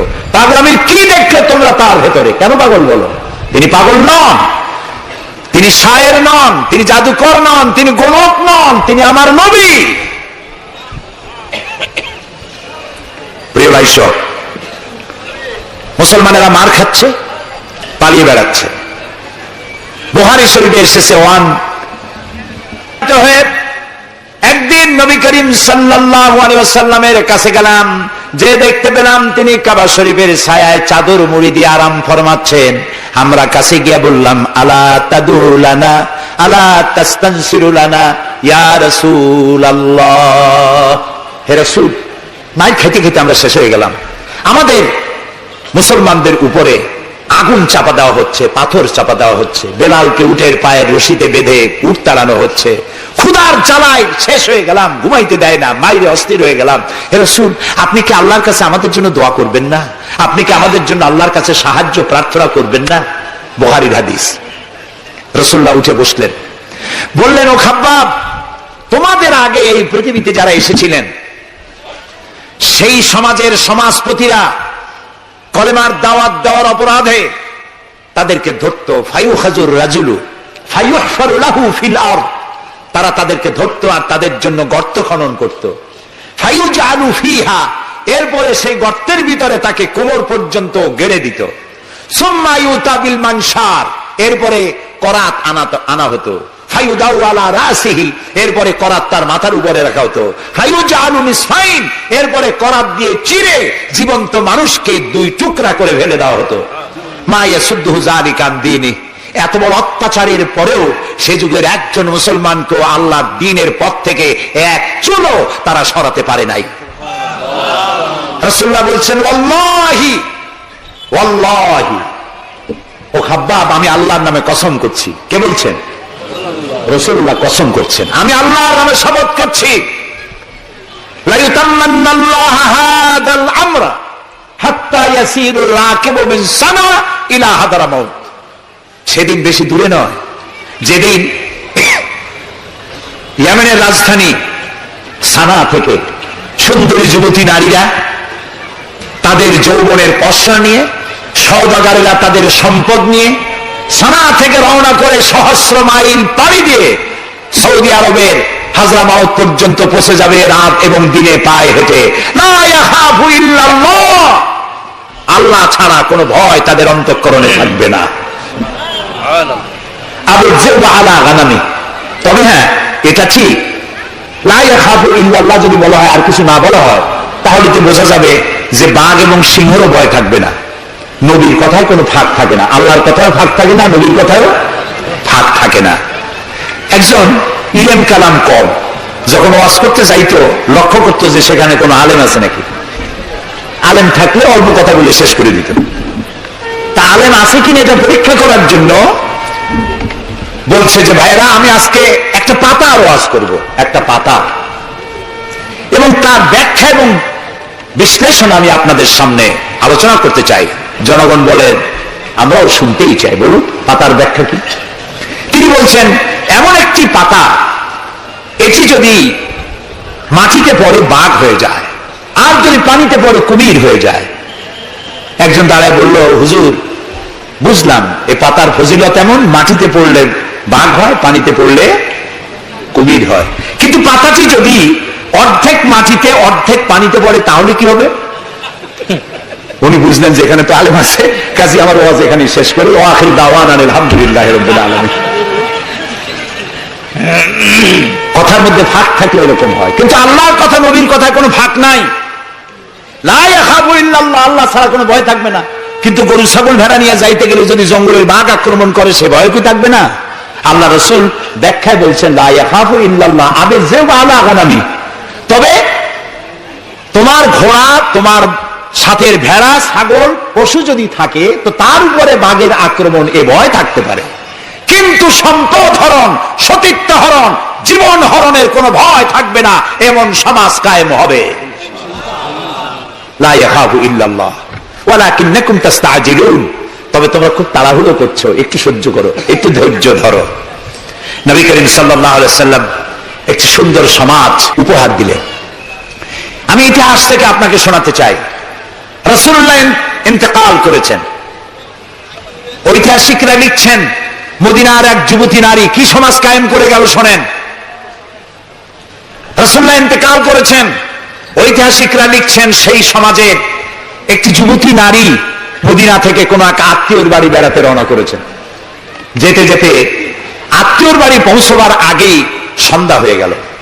মনে মনে ভাবলো এখন যদি আমি কোনো পরপুরুষের সামনে পড়ি তাহলে তো আমার সতীত্ব যাবে, অলঙ্কার আদিও যাবে, সারা জীবনের লালিত সম্পদ নষ্ট হয়ে যাবে। খুব ভীত সন্ত্রস্ত পদে এগোচ্ছে, আর বাঘ দেখা হরিণীর মতো তার চোখ এদিক ওদিক তাকাচ্ছে আর হাঁটতেছে। হঠাৎ দেখে দূর থেকে তার দিকেই এগিয়ে আসছে এক যৌবন ভরা এক যুবক। যুবককে কাছে আসতে দেখে যুবতী নিজের লালিত সম্পদ, সতীত্ব আর অলঙ্কার আদি হারাবার ভয়ে মাটির উপরে বসে পড়েছে, তার রুহু গলার কাছে এসে গেছে। ঐতিহাসিকরা লিখছেন যুবকটি যুবতীর কাছে এসে দাঁড়িয়েছে। যুবতী মহিলার চোখের উপরে চোখ রেখে যুবক ছেলে বলছে, মা, আমাকে দিয়ে তোমার কোনো অনিষ্ট হবে না, তুমি কোথায় যাবে আমাকে বলো, আমি পাহারা দিয়ে তোমার গন্তব্যে পৌঁছে দেব। আমার পরিচয় শোনো, আমি মুসলমান। সুবহানাল্লাহ। রাসূলুল্লাহ এই মুসলমান বানিয়েছিলেন, এই সমাজ বানিয়েছিলেন। তাই আমি আফসোস করে বলি, মরা মানুষ জিন্দা হওয়ার কোন সুন্নত যদি থাকতো, আর একজন সাহাবী যদি আজ জিন্দা হতেন আর আমাদেরকে যদি দেখতেন, তাহলে চিৎকার দিয়ে বলতেন আল্লাহর কসম, রাসূলুল্লাহ দান মোবারক শহীদ করে সাহাবীরা জীবন দিয়ে যে মুসলমান বানিয়ে রেখে গিয়েছিলেন, আল্লাহর কসম এগুলো সেই মুসলমান না। আমাদের চরিত্র এই পর্যায়ে পৌঁছে গেছে। রাসূলুল্লাহ সাল্লাল্লাহু আলাইহি ওয়াসাল্লাম ইসলাম দিয়ে মানুষকে একটি সুন্দর সমাজ দিয়েছেন। ইসলাম মানেই শান্তি। বলেন তো ইসলাম মানে কি? বলেন না, অর্থ কি? শান্তি। তবে শর্ত সাপেক্ষে, যারা আনুগত্য করবে তাদের জন্য শান্তি। আমরা একজন আর একজনের সঙ্গে দেখা হলে কি বলি? আসসালামু আলাইকুম। যারা প্রত্যেক দিন প্রতি মুহূর্তে একজন আর একজনকে সালাম দেয়, সেই জাতি কোনোদিন সন্ত্রাসী হতে পারে? আসসালামু আলাইকুম, আপনি বললেন ওয়ালাইকুম আসসালাম। নবী করিম সাল্লাল্লাহু আলাইহি ওয়াসাল্লাম বলেছেন আফশুস সালাম ওয়া আতইমুত তুআম ওয়া সাল্লু আন-নাসু বিন-নিয়াম তাদখুলুল জান্নাতা বিস-সালাম। তিনটি কথা। কয়টি কথা শুনতেছেন আপনারা? এক নম্বর হচ্ছে সালাম বিনিময় করো বেশি করে। রাসূলুল্লাহ বলছেন একটা গাছের এপাশে বসে দেখা হয়েছিল, সালাম দাও, গাছটা ঘুরে আসছে, লোকটা আবার সালাম দাও। আমাদের দেশে অভ্যাস নাই, সব বসেরা চায় আমার অধীনস্থ লোকেরা আমারে সালাম দিক। রাসূলুল্লাহ তার স্ত্রীকে সালাম দিতেন। এমনকি রাস্তা দিয়ে যাওয়ার সময় বাচ্চা পোলাপান খেলাধুলা করছে, তাদেরকে তিনি সালাম দিতেন। আমরা কি দেই? আমরা দেই না। হুজুররা মনে করেন মুরিদরা আমারে দেবে, মন্ত্রী মনে করে অন্যরা আমারে দেবে, এসপি মনে করে পুলিশ আমারে দেবে। কিন্তু সালাম যিনি আগে দেবেন তিনি অহংকার মুক্ত। সুবহানাল্লাহ। এবং এই সালাম অন্যরা বলে কি সুপ্রভাত, গুড মর্নিং, গুড ইভিনিং, শুভ সন্ধ্যা, শুভরাত্রি। এটার ব্যাখ্যা কি? সকালবেলায় 280 মাইল স্পিডে ঝোড়ো হওয়া প্রবাহিত হচ্ছে, 30 ফিট উঁচু হয়ে জলোচ্ছ্বাস হচ্ছে, মানুষ মরতেছে, বাড়ি টিন উড়ে যাচ্ছে। সকালবেলা কেউ যদি যায় বলে গুড মর্নিং, থাপড়ায় দাঁত ফালাই দেবে না? বেটা এর সাথে ব্যাড মর্নিং তো কখনো আসে নাই। রাতের বেলায় মা মারা গেছে, তার বাড়ি গিয়ে বলছে গুড নাইট, কেমন লাগবে কোন? সুতরাং ইসলামের বিষয়টাই মোর সায়েন্টিফিক। সুখে দুঃখে, বিপদে আপদে, সুখে শান্তিতে, রাতে দিনে, সকালে সন্ধ্যায় যখন দেখা হচ্ছে একজন আরেকজনকে সালাম। আসসালামু আলাইকুম। পয়সা লাগতেছে? কথা না কইলে বুঝবো কি? বিনা পয়সায় আল্লাহ তোমার উপরে শান্তি দিক, রহমত দিক। আপনি আরো বেশি করে কোন ওয়ালাইকুম আসসালাম ওয়া রাহমাতুল্লাহি ওয়া বারাকাতুহু ওয়া মাগফিরাতুহু। তারপরে কি করেন? হাত দেন। কিছু কিছু লোক আছে হাত মতো ছোঁয়ায়, সবটা দিতে চায় না, আবার হাতটা দিয়া এরকম ঝাঁকি ঝাঁকি করবে, মনে করে যত ঝাঁকি তত নেকি। এটা কিন্তু একটা পাগলামি। জি, আপনি হাত না চান কেন, ধরে রাখেন আর বলবেন ইয়াগফিরুল্লাহু লি ওয়া লাকুম, আল্লাহ তোমারও শান্তি দিক আমারও শান্তি দিক, আল্লাহ তোমারও মাফ করুক আমারও মাফ করুক, সুবহানাল্লাহ। সালাম দাও বেশি করে, কে বলতেছেন? আল্লাহ রাসূল। বাড়িতে যে সালাম দেবেন, বউরে সালাম দেবেন। আপনার স্ত্রী আপনার কৃতদাসী নয়, আপনার সমান অধিকার তা। আপনি সালাম দিবেন, ঘরের মধ্যে মুখ কালো করে ঢুকলেন, বউ কিছু কইল না, আপনিও কিছু কইলেন না, মনে হলো দুইজন বোবা। আপনি ঘরের মধ্যে প্রবেশ করতেছেন, আসসালামু আলাইকুম ওয়া রাহমাতুল্লাহ, গৃহবাসীরা তোমাদের উপরে আল্লাহর রহমত নাজিল হোক, সুবহানাল্লাহ বলবেন না? আজকেই এই আমল করবেন, বাড়ি যাইয়ে বউরে সালাম দেবেন। তবে যারাদের কোনোদিন দেওয়ার অভ্যাস নাই তাদের একটা সমস্যা হইতে পারে, হঠাৎ করে সালাম দিলে বউ মনে করবে কপালে দুঃখ আছে বুঝে আছে, একটু বুঝাই বলে নেবেন। তবে আজকের থেকে সালাম শুরু হবে, ঠিক আছে না ভাই? আজকের থেকে শুরু হবে। বাচ্চাকে বাড়ি থেকে বিদায় করছেন, স্কুলে যাচ্ছে, মা বাবা শিখায় বাই বাই টাটা যাই যাই খাই খাই, এটা কথা হলো? বাচ্চা বিদায় হচ্ছে, বাচ্চার মাথায় হাত দিয়ে বলেন ফি আমানিল্লাহ, তোমারে আমি আল্লাহর আমানতে ছেড়ে দিলাম, সুবহানাল্লাহ। কিসের বাই বাই টাই টাই? আমরা মুসলমান, এই মুসলিম ট্র্যাডিশন, মুসলিম কালচার বাঁচায় রাখতে হবে যে কোনো মূল্যে। ছেলেদের নাম রাখতে গিয়ে মন্টু, বল্টু, সেন্টু, ডবলু, আকাশ খাতুন, বাতাস বেগম, একটা নাম হইল। আচ্ছা ভাই, আপনি লক্ষ্য করেন তো, পৃথিবীতে কোন ইতিহাস সৃষ্টিকারী মানুষ বল্টু আর মন্টু জাতীয় নাম আছে? পৃথিবীর কোন আলেম, হযরত মাওলানা বল্টু সাহেব এখন ওয়াজ করবেন? এই যে মাজার দেখতে পান, ইনি হচ্ছেন হযরত পীরে বুজুর্গ খানানে খানান সিরাজুস সালিকিন মিসবাহুল আরিফিন হযরত মাওলানা সেন্টু রহমাতুল্লাহ আলাইহির মাজার আছে? এরকম নাই। আপনি নাম যত খারাপ রাখবেন, আপনার সন্তান গুন্ডা হবে, বদমাশ হবে, চাঁদাবাজ হবে, জিনাকার হবে। নাম রাখবেন মুসলমানি নাম, ভালো ভালো নাম, আরবি নাম। আলেমদের কাছে জিজ্ঞাসা করে নাম রাখবেন যে এই নামটা কি রাখবো আর নামের অর্থটা কি। আন্দাজে আবার নাম রেখেন না। কুয়েত এয়ারপোর্টে একদিন বাংলাদেশের একজনের পাসপোর্ট দেখে পুলিশেরা হাসাহাসি করতেছে। কারণ কি? কারণ হলো পাসপোর্টধারী যিনি, তার নাম হলো জামাল মিয়া, আর পিতার নাম হলো তরিক মিয়া। জামাল শব্দের অর্থ হচ্ছে উট, আর জামাল মিমে আলেফ দিয়ে যদি হয় তাহলে হয় সৌন্দর্য। এখন জামাল মানে উট, মিয়া মানে 100, ওর নাম 100 উট, আর তরিক মানে রাস্তা, মিয়া মানে 100, ওর নাম 100 উট আর ওর বাপের নাম 100 রাস্তা। 100 রাস্তার ছেলে 100 উট। তো খালি আরবি রাখলে তো হবে না, নামে আরবির অর্থ কি? জি, অর্থবোধক নাম রাখতে হবে। তাহলে আমি বলতেছিলাম রাসূলুল্লাহর হাদিস, প্রথমে দিবেন সালাম, আফশুস সালাম ওয়া আতইমুত তাআম, গরিব মিসকিনদেরকে দাওয়াত করে খাওয়াবেন, বন্ধু বান্ধবদের দাওয়াত দিয়ে খাওয়াবেন। খাওয়া খাওয়াইতে কিন্তু মহব্বত বাড়ে, চক্ষু লজ্জার সৃষ্টি হয়। খালি অপরের পয়সা দিয়ে রিক্সায় চলবেন, রিক্সায় দুইজন উঠলো, একজন নামে হেঁটে চলে গেল, একসাথে দুইজনে খাইলো, আরেকজনে খেলাল করতে করতে বাইরে গেল, পয়সাও দিল। এই চালাকি এক সময় ধরা পড়ে যায়। এই জন্য মানুষকে বাড়িতে দাওয়াত দিয়ে খাওয়ানো, রাসূলুল্লাহ বলেন দাওয়াত দিয়ে খাওয়াও। তাহাব্বু, হাদিয়া দাও, মহব্বত বাড়বে। কারো অসুখ হয়েছে, তার বাড়িতে একটু আঙ্গুর নিয়ে যাও, একটু কমলা নিয়ে যাও। তোমার শত্রু যদি হয়, চক্ষু লজ্জার সৃষ্টি হয়ে যাবে। কান্নাহু ওয়ালিয়ুন হামিম, দেখা যাবে সেই চরম দুশমন ছিল, সে তোমার বন্ধু হয়ে গেছে। সুবহানাল্লাহ বলবেন না? ওয়াসাল্লু আন-নাসু বিন-নিয়াম।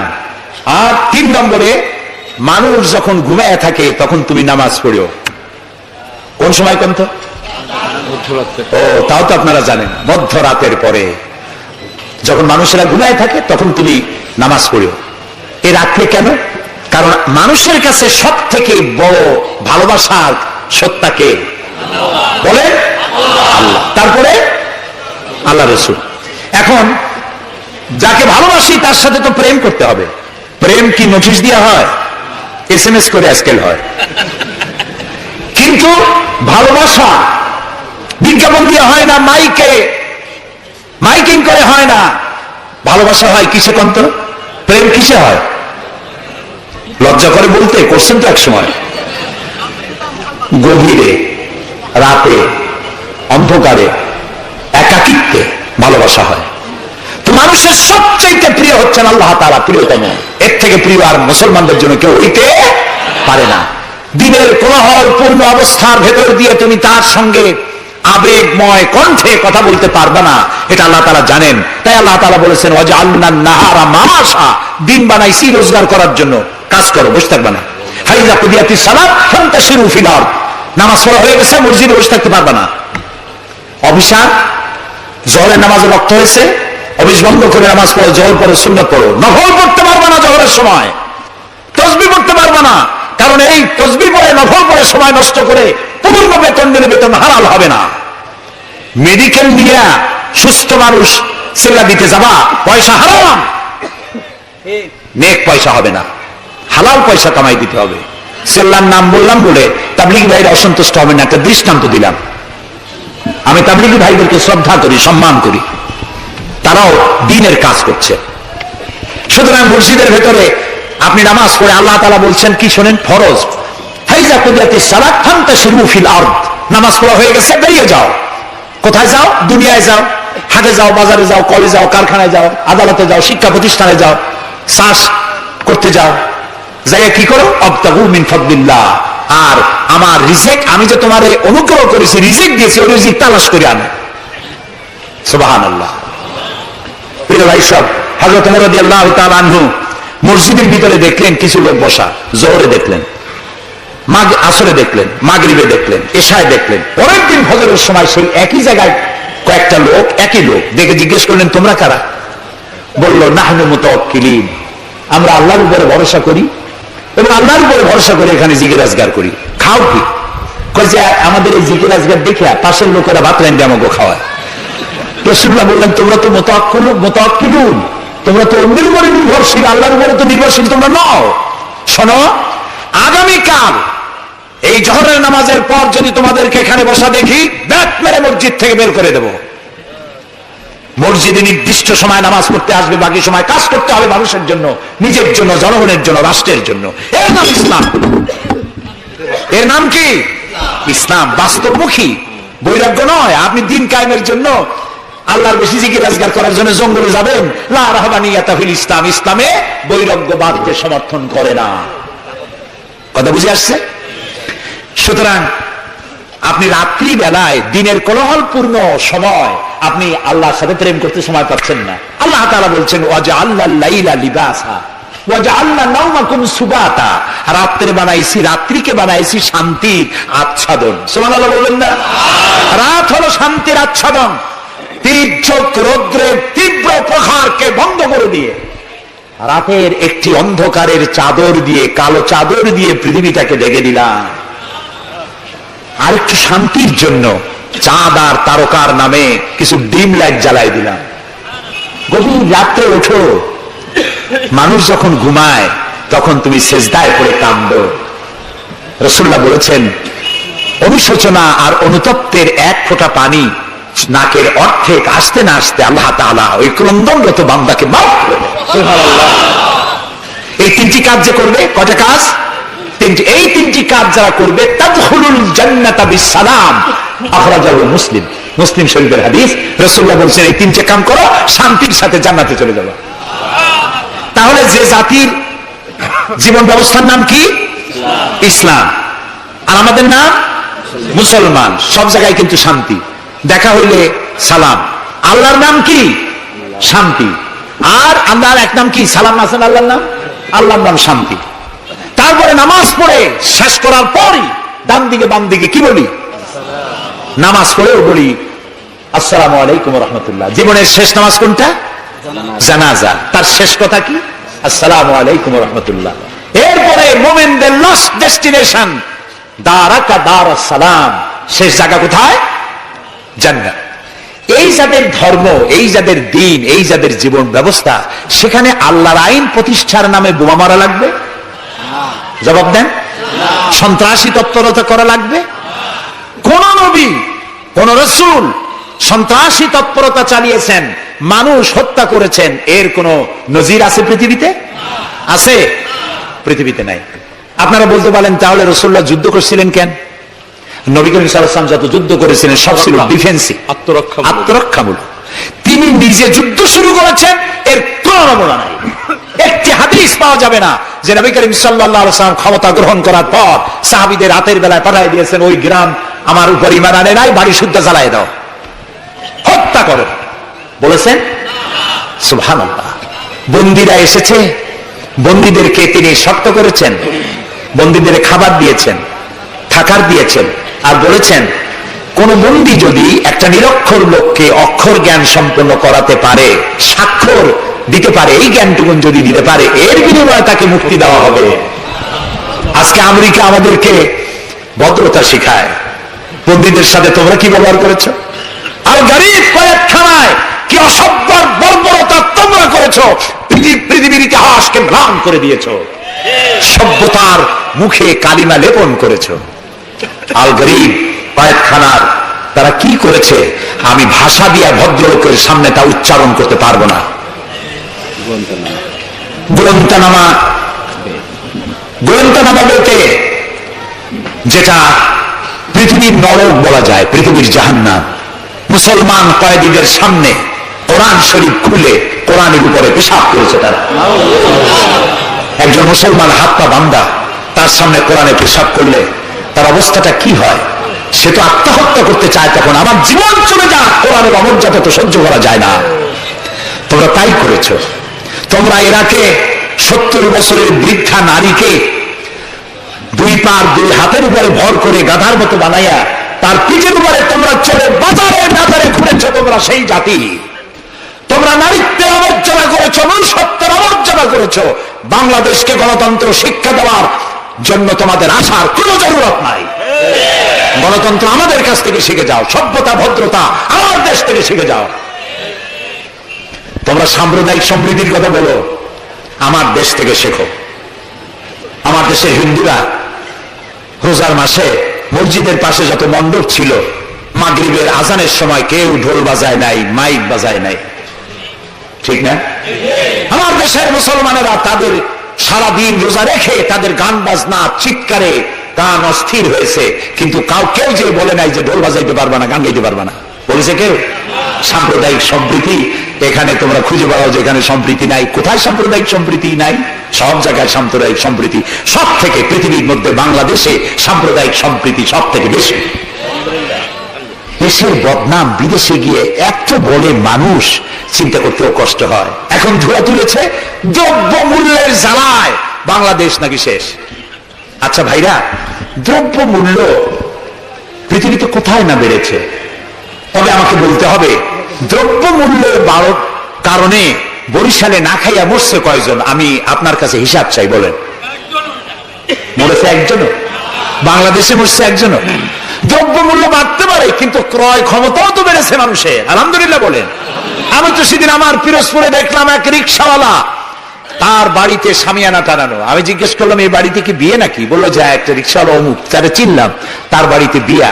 সে বিবাহের জন্য পাড়েরহাট বাজার থেকে ডেকোরেটর থেকে চেয়ার ভাড়া করে এনেছে, শামিয়ানা এনেছে, সেজন্য ধার কর্য করতে হয়নি, সে পয়সা পেয়েছে, তার কাছে পয়সা আছে।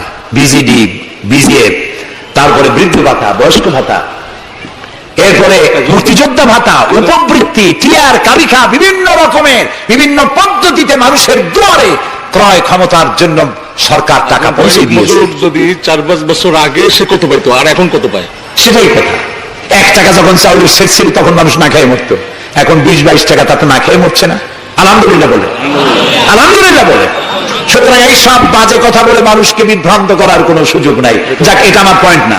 আমার পয়েন্ট ছিল আল্লাহর আইন প্রতিষ্ঠার জন্য বোমা মারা, সন্ত্রাসী তৎপরতার কোনো সুযোগ নাই। আজকে যারা বোমা মারতেছে, এই যে ঝালকাঠি মারলো না, কয়জন মারছে? 2 জন। যেটা মারলো এইখানে বসে তারে পুলিশে ইন্ট্রোগেশন করতেছিল। ইন্ট্রোগেট করার সময় তারে জিজ্ঞেস করলো তুমি মারলা কেন? কই যে আমি আল্লাহর আইন প্রতিষ্ঠা করতে চাই, সে আল্লাহর আইনের বিরুদ্ধে অবস্থান নিয়েছে, বিচার করে, সেজন্য তারে মারছি। আচ্ছা, বিচারকরা কি আইন তৈরি করে? জবাব না দিলে বুঝবো কি আমি? আপনারা সবাই শিক্ষিত, সিটি কর্পোরেশনের লোক, জবাব দিবেন ঠাস ঠাস করে পুরুষের মতো। বিচারকরা আইন বানায়? তৈরি করা আইনের উপরে তারা ডিসিশন দেন। এই যে আইনজীবী দুজন দুই পাশে আমার বসে আছে, ওটা যে পার্লামেন্টের মেম্বার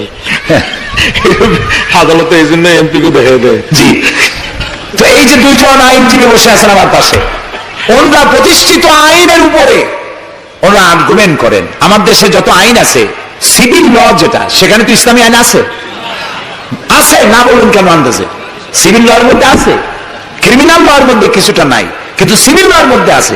মুসলিম পারিবারিক আইন, এটা তো আছেই। সুতরাং বিচারক মারা, আইনজীবী মারা। এরপর বললো, আচ্ছা তুমি যদি এখন মরো, কয় যে আমি তো শহীদ হয়ে যাবো। আর উল্লু, তুমি শহীদ হবা কেমনে? তুমি তো মানুষ খুন করে আসছো, তোর তো জাহান্নামে যাওয়া লাগবে।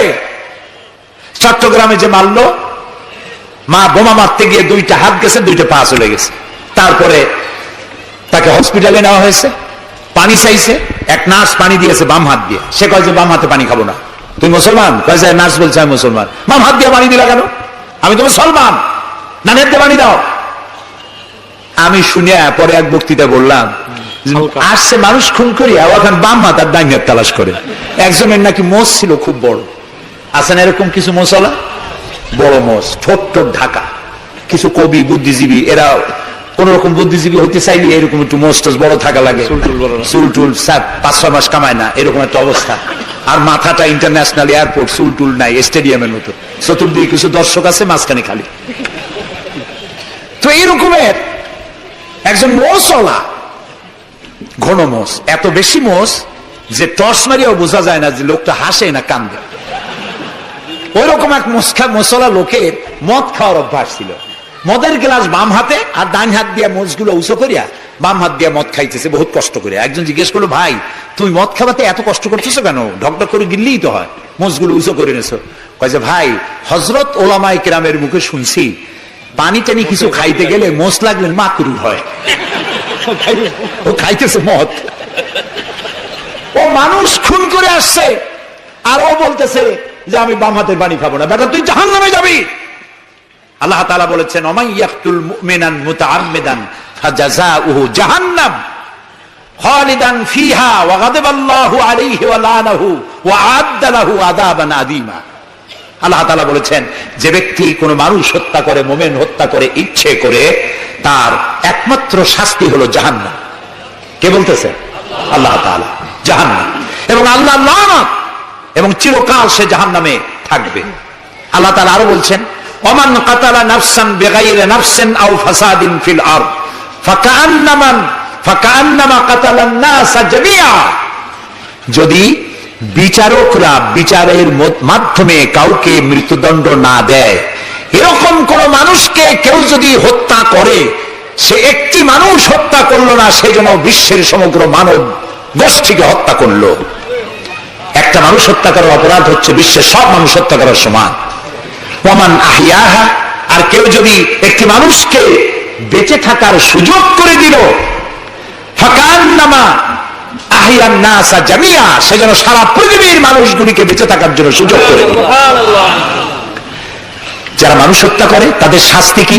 আল্লাহ তাআলা বলছেন, ইন্নামা জাযাউল লাযিনা ইউহারিবুনাল্লাহ ওয়া রাসূলাহু ওয়া ইয়াসআউনা ফিল আরদি ফাসাদান। যারা আল্লাহর এই জমিনে বিপর্যয় সৃষ্টি করতে চায়, সন্ত্রাস সৃষ্টি করতে চায়, তাদের জন্য 4 প্রকার শাস্তি। কয় প্রকার শাস্তি? কে বলতেছে? যারা বোমা মারে, যারা গ্রেনেড হামলা করে, যারা মানুষ হত্যা করে, যারা শান্তিপূর্ণ সমাজের উপরে সমাজকে বিশৃঙ্খলা সৃষ্টি করতে চায়, আল্লাহ তাআলা তাদের জন্য 4 প্রকারের শাস্তি নির্ধারণ করেছেন। আইয়ুকাত্তালু, তাদেরকে হত্যা করো, আও ইউসাল্লাবু, অথবা তাদেরকে শুল দণ্ডে দিয়ে দাও, আও তুকাত্তা আইদিয়াহুম ওয়া আরজুলিহিম, অথবা তাদের ডান হাত আর বাম হাত উল্টা কেটে দাও। হয় প্রথমে ডান, পরে বাম পা, বাম হাত ডান পা, একটার উল্টা আর একটা কাটো। চতুর্থ, আও ইয়ানফাউ মিনাল আরদ, অথবা দেশ থেকে বহিষ্কার করে দাও। সুতরাং আজকে যারা সন্ত্রাসী তৎপরতা চালাচ্ছে, তাদের সাথে ইসলামের কোনো সম্পর্ক নাই। পত্রিকার মাধ্যমে, এক শ্রেণীর সাংবাদিকতার মাধ্যমে, এক শ্রেণীর ধর্মনিরপেক্ষ রাজনীতিবিদরা এই সমস্ত সন্ত্রাসের দোষ আলেমদের মাথায় উঠায় দিতে চেয়েছিল। আল্লাহ আমাদের রক্ষা করেছেন, আলহামদুলিল্লাহ। বাংলাদেশের সমস্ত মসজিদ, মাদ্রাসার ইমাম, শিক্ষক, আলেম ওলামা পীর বুজুর্গ সব ময়দানে নেমে পড়ে প্রতিবাদ জানিয়েছে ইসলামের সাথে এর কোনো সম্পর্ক নাই, সম্পর্ক থাকতে পারে না। বিদায় হজে শুনতেছেন নবী করিম সাল্লাল্লাহু আলাইহি ওয়াসাল্লাম বক্তব্য রাখছেন।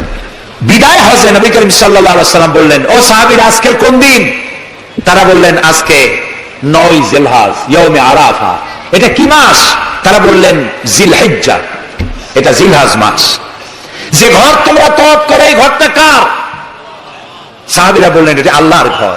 নবী করিম সাল্লাল্লাহু আলাইহি ওয়াসাল্লাম বললেন আজকের দিন, আরাফাতের দিন যেমন পবিত্র, আজকের মাস যেমন পবিত্র, আল্লাহর ঘর যেমন পবিত্র, তোমাদের একের রক্ত আরেকজনের কাছে সেই রকম পবিত্র। সুবহানাল্লাহ বলেন। রাসূলুল্লাহ বলছেন একটি মানুষ হত্যা করা কত বড় অপরাধ শোনো।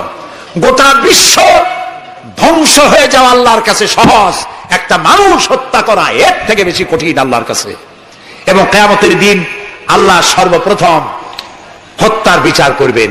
কাবিল আর হাবিলের বিচার দিয়া রক্তের বিচার শুরু হবে সর্বপ্রথম। সুতরাং হত্যা করা সন্ত্রাসবাদীদেরকে আপনারা ধরিয়ে দেবেন। জেএমবি নামে, জেহাদের নামে যারা কলঙ্ক সৃষ্টি করেছে ইসলামের, তাদের ব্যাপারে কোনো ছাড় দেওয়া যাবে না। সুইসাইড করা, এইভাবে আত্মঘাতী বোমা ছেড়ে দিয়ে যারা মৃত্যুবরণ করে, তাদের ব্যাপারে আল্লাহ তাআলা বলেছেন ওয়ালা তাকতুলু আনফুসাকুম, তোমরা আত্মহত্যা করো না। আত্মহত্যা করা হারাম। আত্মহত্যা করা কি? আত্মহত্যাকারীদের জানাজা নাই, গোসল নাই, কাফন নাই, জানাজা নাই। আত্মহত্যা যারা করবে কিয়ামতের দিন আল্লাহর জান্নাত হারাম, চিরকাল জাহান্নামে থাকতে হবে। আত্মহত্যা করবে সেই অস্ত্র দিয়ে নাকি বিচার হবে? জি, যে অস্ত্র দিয়ে আত্মহত্যা, আপনি তো হাদিসও জানেন। রাসূলুল্লাহ বলেছেন যেটা দিয়ে সে নিজেকে হত্যা করবে, ওই অস্ত্র দিয়ে তাকেও সে নিজেকে নিজে ওইটা দিয়ে আত্মহত্যা করতেই থাকবে কিয়ামতের দিন। বলেন নাউযুবিল্লাহ। প্রিয় ভাই সব, আমি ইসলাম আপনাদের সামনে বুঝাচ্ছিলাম। মারামারি কাটাকাটির মধ্য দিয়ে ইসলাম আসে নাই। ইসলাম এসেছে ভালোবাসা, আন্তরিকতা, প্রেম, উদারতা, ঔদার্য, মহব্বত আর রাসূলের অনুপম চরিত্র মাধুর্যের মধ্য দিয়ে ইসলাম প্রতিষ্ঠিত হয়েছে। এর থেকে শান্তির ধর্ম, এর থেকে ভালো জীবন ব্যবস্থা, এর থেকে সায়েন্টিফিক জীবন ব্যবস্থা পৃথিবীতে আর নাই।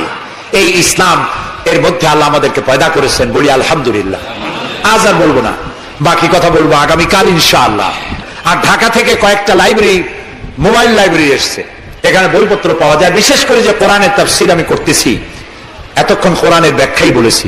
এই কোরআন শরীফের বাংলা অনুবাদ আল কোরআন একাডেমি লন্ডন ওরা করেছে 750 পৃষ্ঠা কোরআনে কারীম, একদিকে আরবি আর একদিকে বাংলা, সুন্দর সহজ সাবলীল অর্থ করা।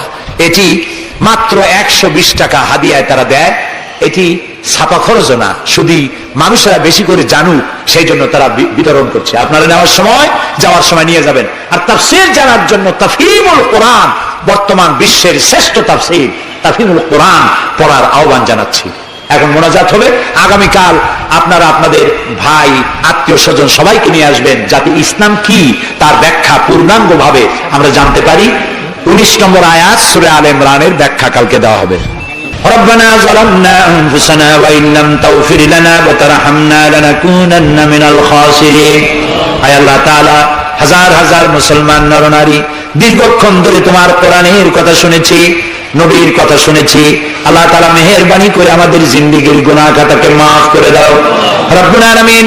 तमाम পৃথিবীর মাটির নিচে যত মুমিন মুমিনাত শুয়ে আছে তাদেরকে ক্ষমা করে দাও আল্লাহ তাআলা। আমাদের প্রিয় জন্মভূমি বাংলাদেশের উপরে তোমার রহমত নাজিল করো। হায় আল্লাহ তাআলা, এই দেশে শান্তি, শৃঙ্খলা, সমৃদ্ধি, এদেশের গণতন্ত্র, এদেশের সাম্প্রদায়িক সম্প্রীতি, এদেশের অখণ্ডত্ব, অস্তিত্ব কিয়ামত পর্যন্ত তুমি অক্ষুণ্ণ রাখো আল্লাহ। এই দেশে যারা বিশৃঙ্খলা সৃষ্টি করতে চায়, নৈরাজ্য সৃষ্টি করতে চায়, আল্লাহ তাআলা এখানে যারা সন্ত্রাসী তৎপরতা চালাতে চায়, তাদের হেদায়েত করো, তাদের হেদায়েত করো।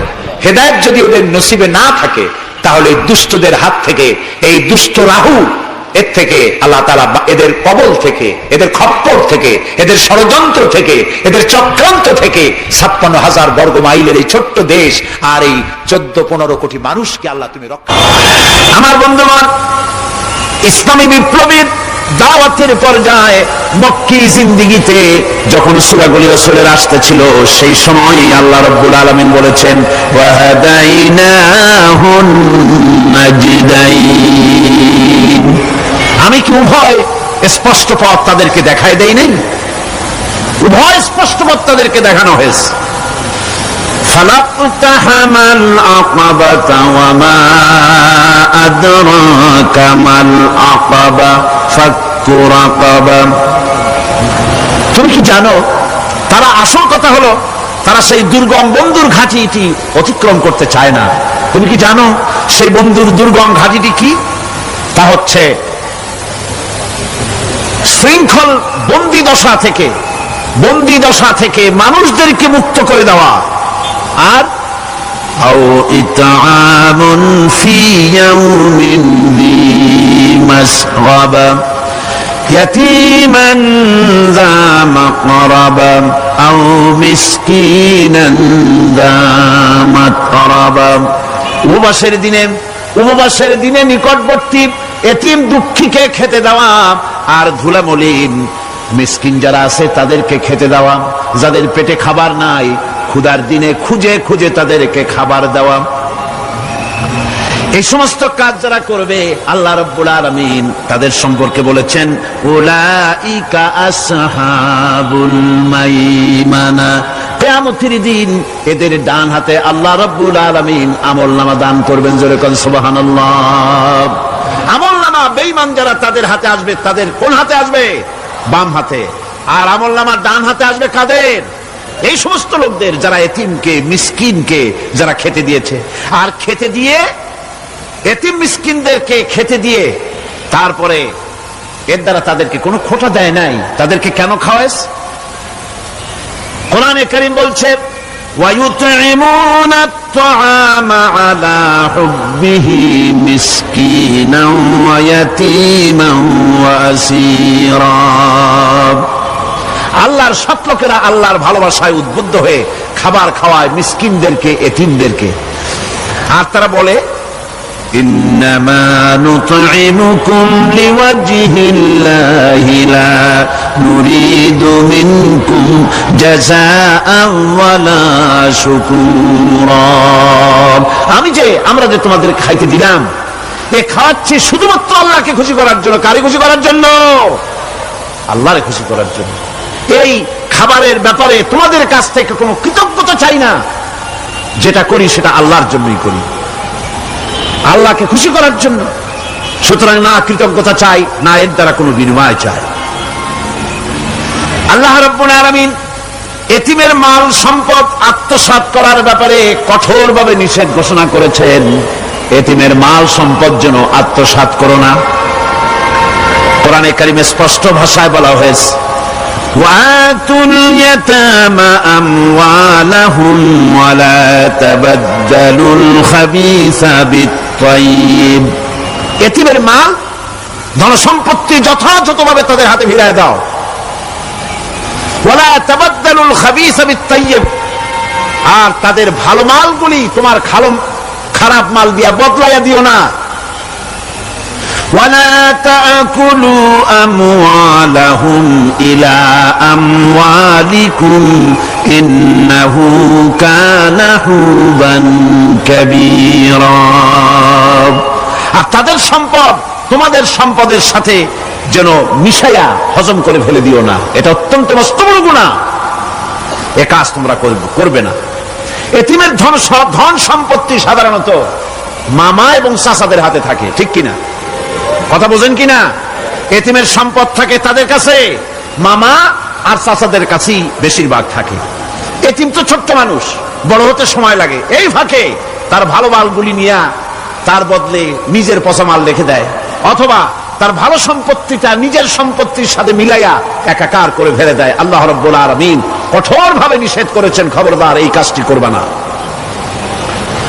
যারা এমন কাজ করে, এতিমের মাল যারা নষ্ট করে, এতিমের মাল যারা খায়, তাদের সম্পর্কে আল্লাহ পাক বলছেন ইন্নাল্লাযীনা ইয়াকুলুনা আমওয়ালাল ইয়াতামা যুলমান إنما يأكلون في بطونهم نارا وسيصلون سعيرا। অন্যায় ভাবে এতিমের মাল যারা ভক্ষণ করে তারা তো এতিমের মাল খায় না, বরং পেটের মধ্যে তারা আগুন ঢুকায়। পেটের মধ্যে কি ঢুকায়? ওয়াসায়াসলাউনা সাঈরা। আর অচিরেই এদেরকে জাহান্নামে নিক্ষেপ করা হবে। কোথায় নিক্ষেপ করা হবে? জাহান্নামে। যারা এতিমের মালকে ভক্ষণ করে, এতিমের মাল নষ্ট করে, এতিমের হক নষ্ট করে, তাদের জায়গা জাহান্নাম। আর এতিমের মাল যারা খায় তারা যেন আগুন খায়। কি খায়? এতিমের ধন সম্পদ হজমকারীদের ব্যাপারে তাদের যে বিরাট হীনমন্যতা কাজ করে, এজন্য আল্লাহ পাক বলতেছেন কাল্লা বাল্লা তুকরিমুনাল ইয়াতীম। না, কখনোই নয়। আসল ব্যাপার হচ্ছে তোমরা হীনমন্যতার কারণে এতিমকে সম্মান দাও না, এতিমকে মর্যাদা দাও না। ওয়ালা তাহাজ্জুনা আলা তাআমিল মিসকিন। আর মিসকিনদেরকে তোমরা পরস্পরকে খেতে দেওয়ার জন্য তোমরা উৎসাহিত করো না। নিজেরাও খাও না, অন্যদেরকেও সে পথে উৎসাহিত করো না। এই যে কাজগুলি তোমরা করো, এটা মস্ত বড় অপরাধ। আল্লাহ রাব্বুল আলামিন এতিমের মাল সম্পর্কে আরো বলছেন ওয়ালা তাকরাবু মালাল ইয়াতীম ইল্লা বিল্লাতি হিয়া আহসান হাত্তা ইয়াবলুগা আশুদ্দাহু। আল্লাহ পাক বলছেন এতিমের মালের নিকটবর্তীও হবে না যতক্ষণ পর্যন্ত তারা যৌবন প্রাপ্ত না হয়, বুদ্ধি শুদ্ধি না আসে, ততক্ষণ পর্যন্ত এতিমের মালের কাছে যাবে না। হ্যাঁ যাবে, মালটাকে রক্ষণ করার জন্য, রক্ষণাবেক্ষণ করার জন্য, মালগুলি খাওয়ার জন্য না। এতিমদের ব্যাপারে আল্লাহ পাক এভাবে সতর্ক করেছেন। মানুষ যখন, বাচ্চাগুলি যখন এতিম হয়ে যায়, বাচ্চা বেঁচে থাকতে, বাচ্চার বাপ মা বেঁচে থাকতে বাচ্চারে কোলে নেয়। দেখবেন বড় লোকের ছেলে দেখতে ভালো দেখা যাচ্ছে না, নাকে ময়লা, তাতে ময়লা, তারপরেও বড় লোক, সেই জন্য বাচ্চাটারে কোলে নেয়। ইচ্ছা করে না, তারপরে তারে খুশি করার জন্য কোলে নেয়। করে না কিরকম? এরকম করে। বাপ মা বেঁচে আছে তখন চাচাতে, মামুতে, ভাগ্নাকে, ভাতিজাকে আদর করে কোলে নেয়, ঘাড়ে নেয়, চুমা খায়। আর যখন বাপ মা মরে গেল, বাপ যখন মারা গেল, এই ছোট্ট বাচ্চাটি চাচার দিকে ফেলফাল করে তাকায়, মায়ের দিকে তার মামার দিকে ফেলফাল করে তাকায়, একটি বারের জন্য কোলে নিয়ে তখন আর আদর করে না। মনের মধ্যে তখন দুর্বিসন্ধি থাকে, এই বাচ্চা মরুক অথবা তার সম্পদ যা আছে সম্পদগুলিকে লুটপাট করে নেয়। দেখেন এবার মিলান কথার সাথে আল্লাহ পাকের লাইসাল বিররা আন তুওয়াল্লু ওয়ুজুহাকুম কিবালাল মাশরিকি ওয়াল মাগরিব। পূর্ব পশ্চিমে কত মাথা ঘুরালে, কত সেজদা দিলে, এটাই কিন্তু পুণ্যবান হওয়ার জন্য বড় কথা নয়। আমার ভাইরা, নবীজি বিপদে, এতগুলি শত্রু তরবারি নিয়ে তিনি বিপদে ধৈর্যহারা হন নাই। আস্তে করে ঘরের থেকে বেরিয়ে হযরত আবু বকরের বাড়িতে গিয়ে হাজির। দরজায় গিয়ে আওয়াজ দিলেন আবু বকর। অমনি দরজা খুলে গেল। লাব্বাইক ওয়া সাদাই। হুজুর বলেন আবু বকর রে, একটা ডাকে কেমনে সাড়া দিলে? তুমি কি ঘুমাইছিলে না? হযরত আবু বকর বলেন হুজুর, আপনি বলেছেন আমাকে নিয়ে হিজরত করবেন। আমি মনে মনে চিন্তা করেছি, না জানি কত রাত্রে নবীজি আসেন, উঠতে যদি আমার দেরি হয়ে যায়, নবীজি যদি দরজার কাছে দাঁড়ায় দাঁড়ায় আমার ডাকাডাকি করে, আর আমি যদি ঘুমায় থাকি, তাহলে আল্লাহ নবীর সঙ্গে বেয়াদবি হয়ে যাবে। এই মনে করে বিছানায় না ঘুমাইয়া আপনার গলার আওয়াজ শোনার জন্য এই দরজার সঙ্গে পিঠ লাগাইয়া দাঁড়াইয়া ঘুমাচ্ছিলাম। আল্লাহ নবী হযরত আবু বকরকে সঙ্গে করে নিয়ে চললেন মদিনার দিকে। উল্টা পথে রওনা করলেন। বারবার কাবা শরীফের দিকে তাকাতে লাগলেন। বুখারী শরীফে এসেছে, নবীজি বারবার কাবার দিকে তাকিয়ে বলতেছেন, রে কাবা, বড় আশা ছিল তোর কাছে থাকবো, তোর খেদমত করব, কিন্তু তোর নিষ্ঠুর সন্তানেরা তোর কাছে আমারে থাকতে দিল না রে। আল্লাহ নবী মিসফারা দিয়ে জাবালে খেদোয়ার উপর দিয়ে চলে গেলেন জাবালে সুরে। গুহার কাছে যখন গিয়েছেন, হযরত রক্ত হয়ে গেল। হযরত আবু বকর রাদিয়াল্লাহু তাআলা বলছেন, হুজুর আর উপায় নাই, দিন হয়ে গেল, এখন বুঝি ধরা পড়ে যাব। ওই গুহার মধ্যে গিয়ে আশ্রয় নেই। তবে আপনি দাঁড়ান, গুহার ভিতরে পাহাড়িয়া গুহা, বিচ্ছু থাকতে পারে, সাপ থাকতে পারে, আমি আগে ঢুকি। যদি কোনো হিংস্র প্রাণী থাকে আমার উপর দিয়ে আঘাত হয়ে যাক, আল্লাহর নবী হেফাজতে থাকুন। হযরত আবু বকর রাদিয়াল্লাহু তাআলা আনহু গুহার ভিতরে নামলেন, নেমে গুহা সাফ করে হুজুরকে ডাকলেন। হুজুর তাশরীফ ফরমালেন গুহার মধ্যে। হুজুর বলেন, আবু বকর, হেঁটে হেঁটে কষ্ট হয়ে গেছে, তুমি বসো, তোমার উরুর উপরে মাথা রেখে আমি একটু ঘুমায়ে যাই। আল্লাহর হাবিব ঘুমায়ে গেলেন। হযরত আবু বকর লক্ষ্য করে দেখেন চতুর্দিকে অনেকগুলি গর্ত দেখা যায়। এই গর্ত থেকে সাপ আসতে পারে, বিচ্ছু আসতে পারে মনে করে নিজের গায়ের চাদর ছিঁড়ে ছিঁড়ে গর্তগুলি বন্ধ করা শুরু করে দিলেন। কয়েকটা গর্ত বন্ধ করার মতো চাদর আর নাই, পাও দিয়ে চেপে ধরলেন। এক পাহাড়িয়া বিষধর সাপ বেরোবার জন্য চেষ্টা করে বেরোবার পথ খুঁজে না পেয়ে হযরত আবু বকরের পায়ের উপরে দংশন করেছে। বিষের যন্ত্রণায় হযরত আবু বকরের চোখ থেকে পানি দরদর করে পড়ছে। রাসূলুল্লাহর ঘুম ভেঙে গেল। আল্লাহর নবী তাকিয়ে বলেন, আবু বকর, চোখে পানি কেন? বাড়ির কথা বুঝি মনে পড়ে গেছে? হযরত আবু বকর বলেন, ইয়া রাসূলুল্লাহ, আল্লাহর নামে কসম করে বলি, যেই দিন আমি ঈমান এনেছি ওই দিন থেকে আমার মা বাপ, আমার কোলে আমার সন্তান, আমার স্ত্রী, আমার জায়গা জমি ঘর বাড়ি, এমনকি আমার নিজের আত্মার চাইতে হুজুর আপনারে ভালোবাসি বেশি। তাহলে কাঁদো কেন? হযরত আবু বকর বলেন, হুজুর, বাড়ির জন্য কাঁদি না, ছেলে পেলের জন্য কাঁদি না, সাপে দংশন করেছে, যন্ত্রণায় কাঁদতেছি। আল্লাহ নবী সঙ্গে সঙ্গে মুখ থেকে থুতু বার করে যন্ত্রণার জায়গায় লাগাই দিলেন। সঙ্গে সঙ্গে যন্ত্রণা বন্ধ হয়ে গেল। হুজুর বললেন, আবু বকর, প্রথম যখন তোমার এই আঘাত করেছিল সাপে, আমাকে কেন তাড়াতাড়ি বলো নাই? এতক্ষণ তো তোমার কষ্ট হতো না। হযরত আবু বকর বলেন, ইয়া রাসূলুল্লাহ, ওটা তো সাপে কাটার যন্ত্রণা, ওই যন্ত্রণায় আমার রক্ত জ্বলতেছে, যন্ত্রণায় আমার কলেজাটা যদি ফেটেও যেত, আল্লাহর হাবিব আরাম ফরমাচ্ছিলেন, আমি তাকে আরামে বিঘ্ন ঘটাতে পারতাম না। আমার ভাইয়েরা, হযরতে আবু বকর, হযরতে রাসূল দুজন বসে আছেন। এমনি সময় কাফের বেঈমানেরা খুঁজতে খুঁজতে জায়গা মতো এসে গেছে। একজনে বলে ভিতরে আছে, আর একজনে বলে নাই। পায়ের যদি থাকবে তাহলে মাকড়সায় জাল বুনালো কি করে? পাখি ডিম পেড়ে বসে আছে কি করে? তাদের সন্দেহ হতে লাগলো। এর মধ্যে না একজন বলে আছে আর একজন বলে নাই। হযরত আবু বকর ভয়ের চোটে কেঁদে ফেলেছেন, হুজুর আর উপায় নাই। এই যে অবস্থা, এই অবস্থার ভেতরেও আল্লাহর নবী এতটুকু ঘাবড়ে যান নাই। শত্রুরা তরবারি নিয়ে এসেছে, সুযোগ পেলেই একটু তাকেই দেখতে পাবে, তুলে মেরে ফেলে দেবে। আল্লাহর হাবিব মোটেই ধৈর্য হারালেন না, এতটুকু হতাশ হলেন না। আল্লাহ পাকের হাবিব তার সাথীকে কি বললেন? তখন কোরআনে কারীম সূরা তওবার মধ্যে আল্লাহ তা উদ্ধৃত করেছেন মুমিনদের জন্য, ইযহুমা ফিল গার ইয ইয়াকুলু লিসাহিবিহি লা তাহজান ইন্নাল্লাহা মা'ানা। ও আমার সাথী, ও বন্ধু, ভয় করো না, চিন্তা করো না, আমরা মাইনরিটি নই, আমরাই মেজরিটি। তার কারণ আল্লাহ আমাদের সাথে আছেন। সুবহানাল্লাহ, আল্লাহ আমাদের সাথে আছে। আর বন্ধুগণ, কোরআনে কারীমে রব্বুল আলামিন বলেন, ফাআনজালাল্লাহু সাকিনাতাহু আলাইহি ওয়া আইয়াদাহু বিজুনুদিন লাম তারাওহা। আল্লাহ পাক তার মনের মধ্যে গভীর প্রশান্তি এবং স্বস্তি দান করলেন, আর এমন সৈন্য দিয়ে সাহায্য করলেন যে সৈন্যদেরকে তোমরা দেখতে পাও না। এভাবে করে রব্বুল আলামিন মুমিনদের বিপদে আপদে মুসিবতে সব সময় আল্লাহ পাক মুসলমানদেরকে সাহায্য করেছেন। জোরে বলেন সুবহানাল্লাহ। মুমিনদের সাহায্যকারী আল্লাহ। তাই ইসলামী আন্দোলনের সাথে যারা আছে, যারা কর্মী, যারা নেতা, যারা মুমিন, যারা ঈমানদার, মেঘের মতো প্রচন্ড কালো মেঘ হয়ে চতুর্দিক থেকে অন্ধকারের মতো শেষ বিপদ, কোন বিপদ না। আল্লাহ পাক সাহায্যকারী। কে সাহায্যকারী? জোরে বলেন, সাহায্যকারী কে? আল্লাহ সুবহানাহু ওয়া তাআলা, তিনি সাহায্যকারী, ভয় নাই। আল্লাহ পাকের উপর ঈমান আনলে বলে কলিজার ভিতরে দুর্জয় সাহসের সৃষ্টি হয়ে যায়, কোন ভয় অন্তঃকরণে তার থাকে না। আল্লাহ পাক সাহায্য করেন।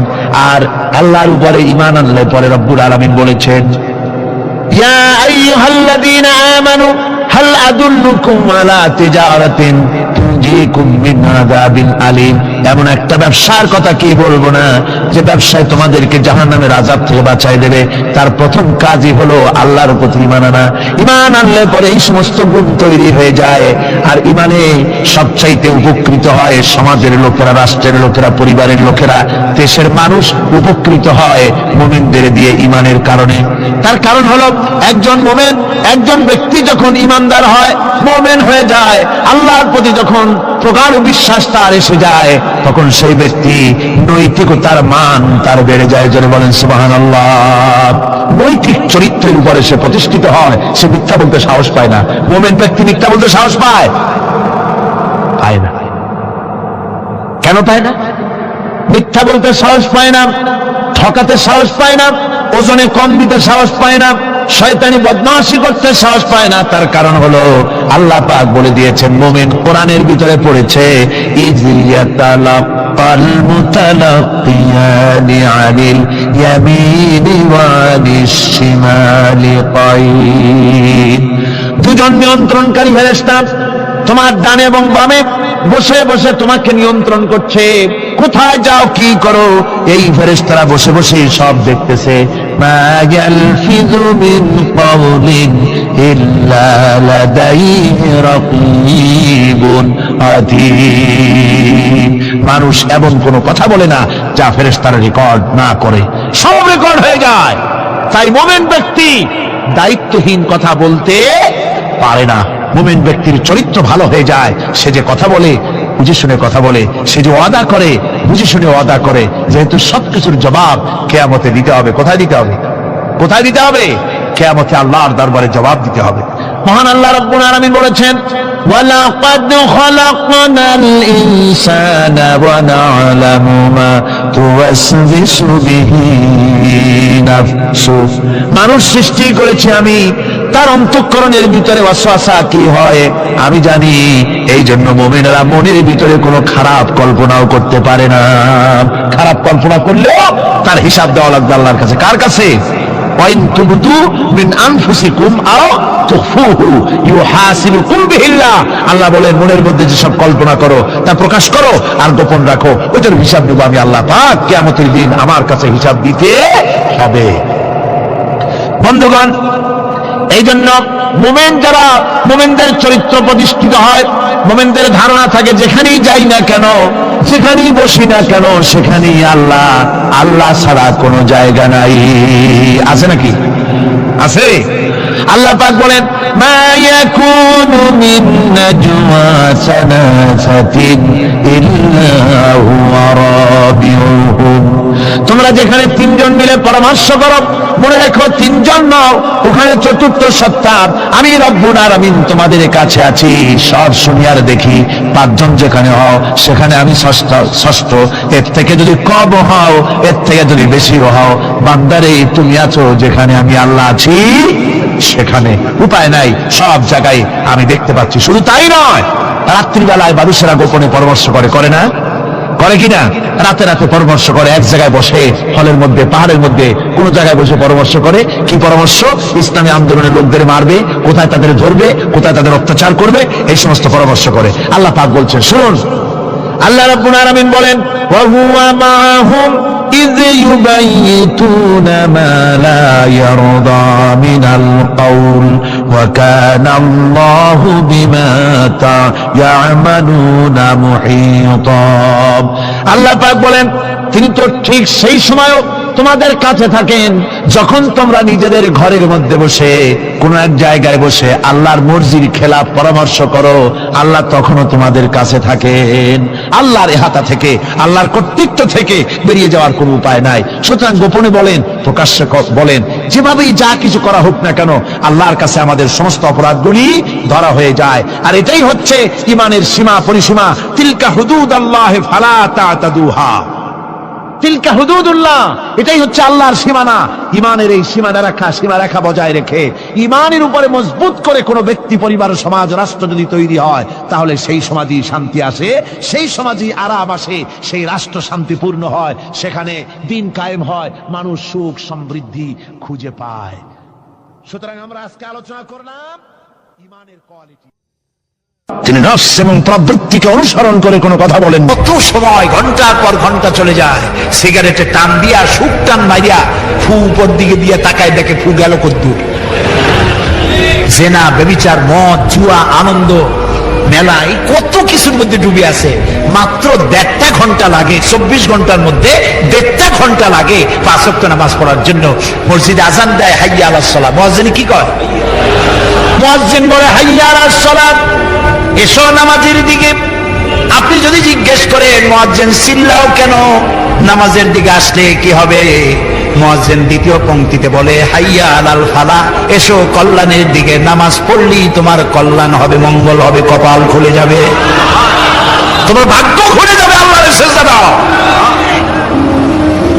সমস্ত নবী ইন্তেকালের সময় সব নবীরা উম্মতের জন্য নামাজের কথা বলে গিয়েছেন। প্রিয় ভাই সব, যত ইবাদত আমরা করি, রোজা করি, যাকাত দেই, হজ করি, এ সব আল্লাহ দুনিয়ায় দিয়েছেন। নামাজের এত বড় গুরুত্ব যে আল্লাহ রাব্বুল আলামিন এই নামাজকে আল্লাহ তার নবীকে আরশে আজিমে ডেকে নিয়ে নামাজ উপহার দিয়েছেন। গুরুত্ব কি কম না বেশি? কয় ওয়াক্ত দিছিলেন আল্লাহ মনে আছে? 50 ওয়াক্ত। মুসা আলাইহিস সালামের সাথে দেখা হলো, তিনি জিজ্ঞেস করলেন ইয়া রাসূলুল্লাহ, আল্লাহ আপনারে কি দিল উপহার? তিনি বললেন আমারে আল্লাহ 50 ওয়াক্ত নামাজ দিছে। রাসূলুল্লাহ হযরত মুসা আলাইহিস সালাম বললেন আপনার উম্মতে 50 ওয়াক্ত নামাজ পড়তে পারবে না, খুব কষ্ট হবে, আপনি আল্লাহরে কম যেন কমায় দেয়। তিনি গেলেন, আল্লাহ তাআলা 10 ওয়াক্ত কমায় দিলেন। আবার আসলেন, আবার মুসা আলাইহিস সালাম একই কথা বললেন, আবার গেলেন, কমাইতে কমাইতে 5। মুসা আলাইহিস সালাম বললেন এই 5 ওয়াক্ত হয়তো পারবেন, আপনি আরো কমান। রাসূলুল্লাহ বললেন মুসা আলাইহিস সালামকে যে আমার পক্ষে আর সম্ভব না, আল্লাহ আমারে দিতে চায় আর আপনি খালি কোন কমান। আমার এখন শরম করে আল্লাহর কাছে আমি কেমনে কই যে আরো কমান। রাসূলুল্লাহর এই মনোভাব আল্লাহ বুঝতে পারলেন। আল্লাহ রাব্বুল আলামিন বলেন আমার নবী আমি তো 50 ওয়াক্তই দিয়েছিলাম, আপনার কনসেশনের দাবিতে আমি কমাতে কমাতে 5 ওয়াক্তই দিয়ে দিলাম, কিন্তু আমি তো বলেছি 50 ওয়াক্তের কথা। আমার যে মুমিন বান্দা 5 ওয়াক্ত নামাজ সঠিকভাবে আদায় করবে, আমি রব্বুল আলামিন 50 ওয়াক্তের সওয়াব দিয়ে দেব। তো যে ব্যক্তি 5 ওয়াক্ত নামাজ পড়লো, সে গেইন করলো কত ওয়াক্ত? জোরে বলেন। 5 ওয়াক্ত যে আদায় করলো 50 ওয়াক্ত গেইন করলো, আর যে 5 ওয়াক্ত আদায় করলো না 50 ওয়াক্ত লস করলো।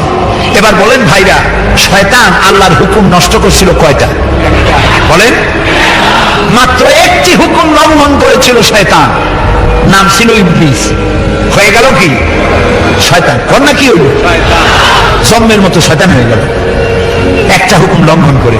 এবার বলেন তো 5 ওয়াক্ত নামাজের মধ্যে আল্লাহর হুকুম কয়টা? কি কথা?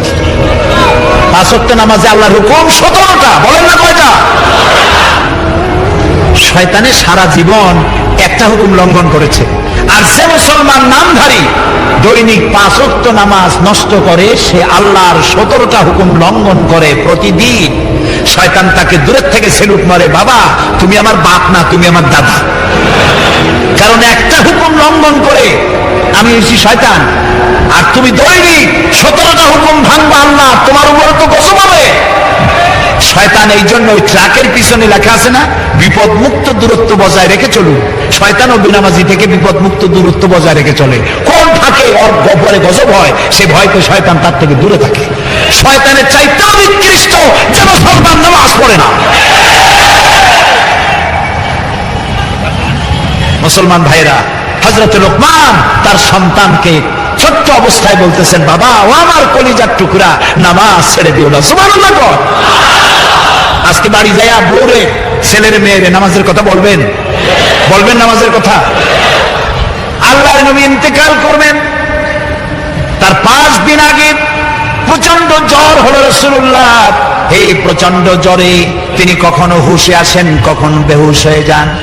যেদিন ইন্তেকাল করবেন সেদিন তিনি মসজিদে নববীতে প্রবেশ করলেন, মেম্বরের উপরে দাঁড়িয়ে বললেন, আল্লাহ রাব্বুল আলামিন এই পৃথিবীতে তার এক বান্দাকে জাগতিক সব সম্পদ দিতে চেয়েছিলেন, কিন্তু তিনি সমস্ত সম্পদকে উপেক্ষা করে আল্লাহর সঙ্গে দিদার করা পছন্দ করেছেন। কেউ কিছু বুঝলো না। হযরত আবু বকর কাঁদতে থাকলেন। লোকেরা মনে করলো তিনি এত কাঁদেন কেন, রাসূল কার না কার কথা বলেছেন। কিন্তু জ্ঞান বৃদ্ধ বয়োবৃদ্ধ হযরত আবু বকর বুঝতে পেরেছেন তামাম পৃথিবীর সব সম্পদ আল্লাহ তো তার রাসূলকেই দিতে চেয়েছিলেন। নবীজি সবগুলিকে উপেক্ষা করে আল্লাহর সঙ্গে দিদার করা পছন্দ করেছেন। তার মানে হলো অল্প সময়ের ভিতরে, অল্প দিনের ভিতরে তিনি আমাদেরকে এতিম করে শোক সাগরে ভাসিয়ে চলে যাবেন। যেদিন ইন্তেকাল করবেন ওই রাতে ঈশার নামাজের সময় অনেকক্ষণ অপেক্ষা করলো সাহাবায়ে কেরাম। রাসূলুল্লাহ যেতে পারেন নাই, তিনি বেহুশ ছিলেন। কিছুক্ষণ পরে রাসূলের যখন হুঁশ এলো, তিনি প্রশ্ন করলেন, আয়েশা মসজিদে নববীতে এখন কি হচ্ছে? তিনি বললেন, লোকেরা আপনার অপেক্ষা করে আপনাকে না পাইয়া আমার বাবার ইমামতিতে সাহাবীরা নামাজ পড়তেছেন। কিন্তু সাহাবীরা সবাই কাঁদতেছি, তাদের সবাই ধারণা রাসূলুল্লাহ যায় নামাজে কেউ পর্যন্ত দাঁড়াতে পারে নাই। আর যখন রাসূল নাই, আবু বকর এসে দাঁড়িয়েছেন, বোঝা গেল রাসূলের পেছনে নামাজ পড়া আমাদের কিসমতে আর হবে না। আল্লাহ বলেন, আয়েশা রে মসজিদের নববীর দিকের একটা দরজা খুলে দাও, আমি একটু নামাজের দৃশ্য দেখতে চাই। দরজা খুলে দেওয়া হলো। রাসূলুল্লাহ হযরত আয়েশার কাঁধের উপরে ভর করে মসজিদের নববীর নামাজের দৃশ্য দেখে আবার শুয়ে পড়লেন। হযরত আয়েশা লক্ষ্য করে দেখেন নবীজির চোখের কোণা বেয়ে পানি টপ টপ করে পড়ছে। হযরত আয়েশা প্রশ্ন করলেন, ইয়া রাসূলুল্লাহ নামাজের দৃশ্য দেখে কাঁদেন কেন? নবীজি বললেন, আয়েশা জানো না, এটা কোনো দুঃখের কান্না নয়, এটা আমার তৃপ্তির পানি, আমার সুখের কান্না। এই নামাজের জামাতকে কায়েম করার জন্য তায়েফের ময়দানে অনেক রক্ত আমার ঝরেছে, সাহাবায়ে কেরাম জীবন দিয়েছেন, উহুদের মাঝে দান শহীদ হয়েছে। সেই কষ্টের পর যে জামাত আমি দেখতে পেলাম, আমার ভবিষ্যতের চিত্র চোখের সামনে ভেসে উঠল। আমার মনে হলো কিয়ামত পর্যন্ত আমার উম্মতের এভাবে নামাজ আদায় করবে। রাসূলুল্লাহ আবার বেহুশ হয়ে বললেন, আজ আর সাহাবীরা কেউ মসজিদ থেকে চলে যান না, সবাই মসজিদে নববীতে অপেক্ষা করছেন কখন দুঃসংবাদ আসে, সবাই কাঁদতেছেন। রাসূলুল্লাহর হুঁশ এলো গভীর রাতে, লক্ষ্য করে দেখেন মসজিদে নববী থেকে কান্নার গুঞ্জরণ হচ্ছে। ঘরের ভিতরে সবাই কান্দে, হযরত ফাতেমা সব থেকে বেশি কাঁদছেন। রাসূলুল্লাহ ফাতেমাকে কাছে ডাকলেন, কানে কানে কি যেন বললেন, কান্না বন্ধ হয়ে গেল। রাসূলুল্লাহ আবার বেহুশ হলেন। হযরত আয়েশা ফাতেমাকে কাছে ডেকে নিয়ে বললেন, ফাতেমা গো, তোমার আব্বু তোমারে কি বললেন যার জন্য কান্না বন্ধ হয়ে গেল?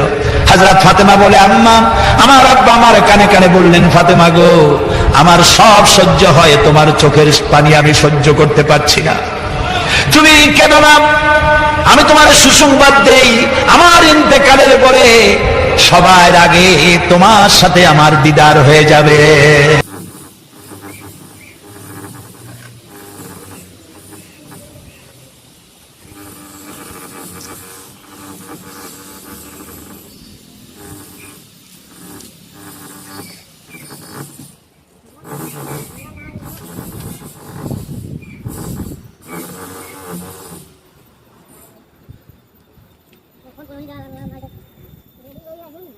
Con